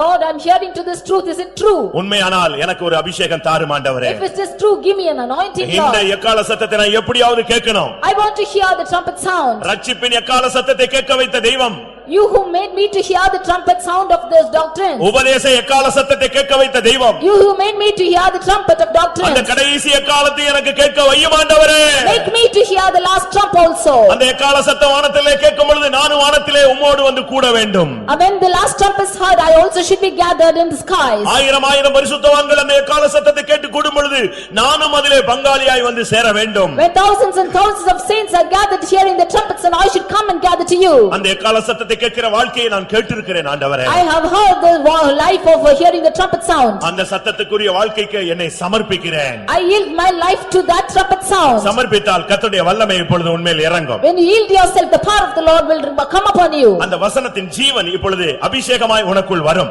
The life of that word will come like an anointing upon you. இயேசு ஒரு சத்தியத்தை போதித்தார். Jesus preached the truth. அந்த சத்தியத்தின் ஜீவன் தான் பரிசுத்த ஆவியானவர். And the life of that truth is the Holy Spirit. அதனால தான் இந்த ஆவியானவர் வரும் பொழுது சகல சத்தியத்துக்குள்ள உன்னை வழி நடத்துவார். Therefore when the Spirit of God comes into you, he will lead you into all truth. இந்த எக்கால சத்தத்தை கேட்கிற சத்தியத்துக்குள்ள வழி நடத்த ஆவியானவர் உனக்காக காத்திருக்கிறார். The Holy Spirit is waiting that you might walk in the trumpet sound with this truth. நீ கேட்டாயா இந்த 7 அனுபவங்கள் இதுக்குள்ளே உன்னை வழி நடத்த சத்திய ஆவியானவர் காத்திருக்கிறார். These experiences of 7 experiences, the Holy Spirit is waiting to lead you into it.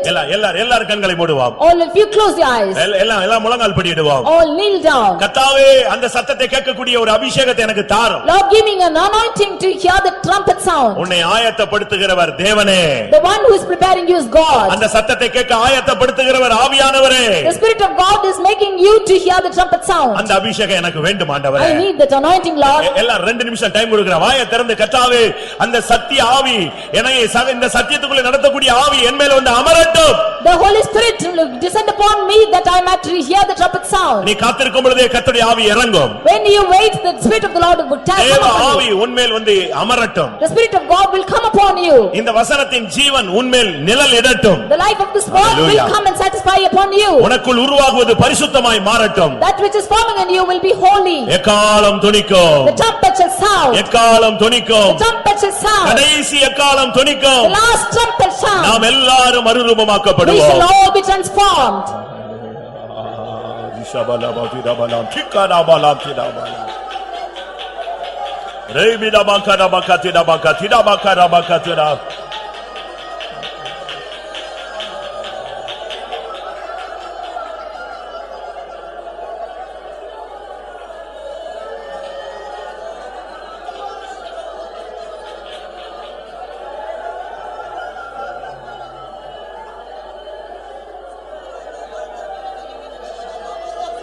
Rebalabakatidabalatikadabalam, Tidibikadabalakira.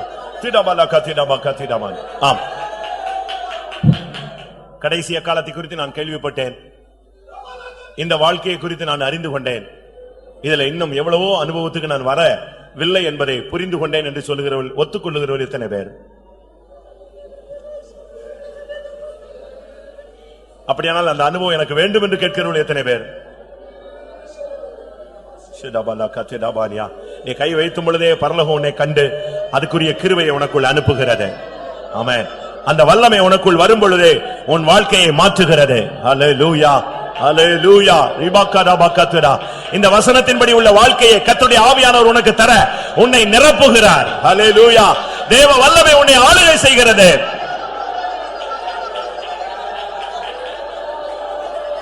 ரபாலகத்திரபானியா சிதபாலகரபக்கத்திரபான் ஓ ரபக்கத்திரபாலகத்திரகரபக்கத்திரபானியா ரைகரபகரபகதிடபலகரபகதிடபலகதிடபல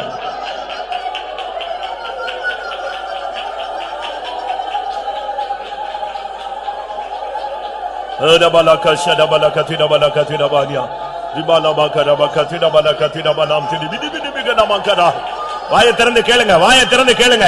கர்த்தாவே, இந்த 7 அனுபவம் எனக்கு வேணும் கர்த்தாவே. கடைசி காலம் துணிக்கும் பொழுது நான் உம்மை பார்க்க வேண்டும்.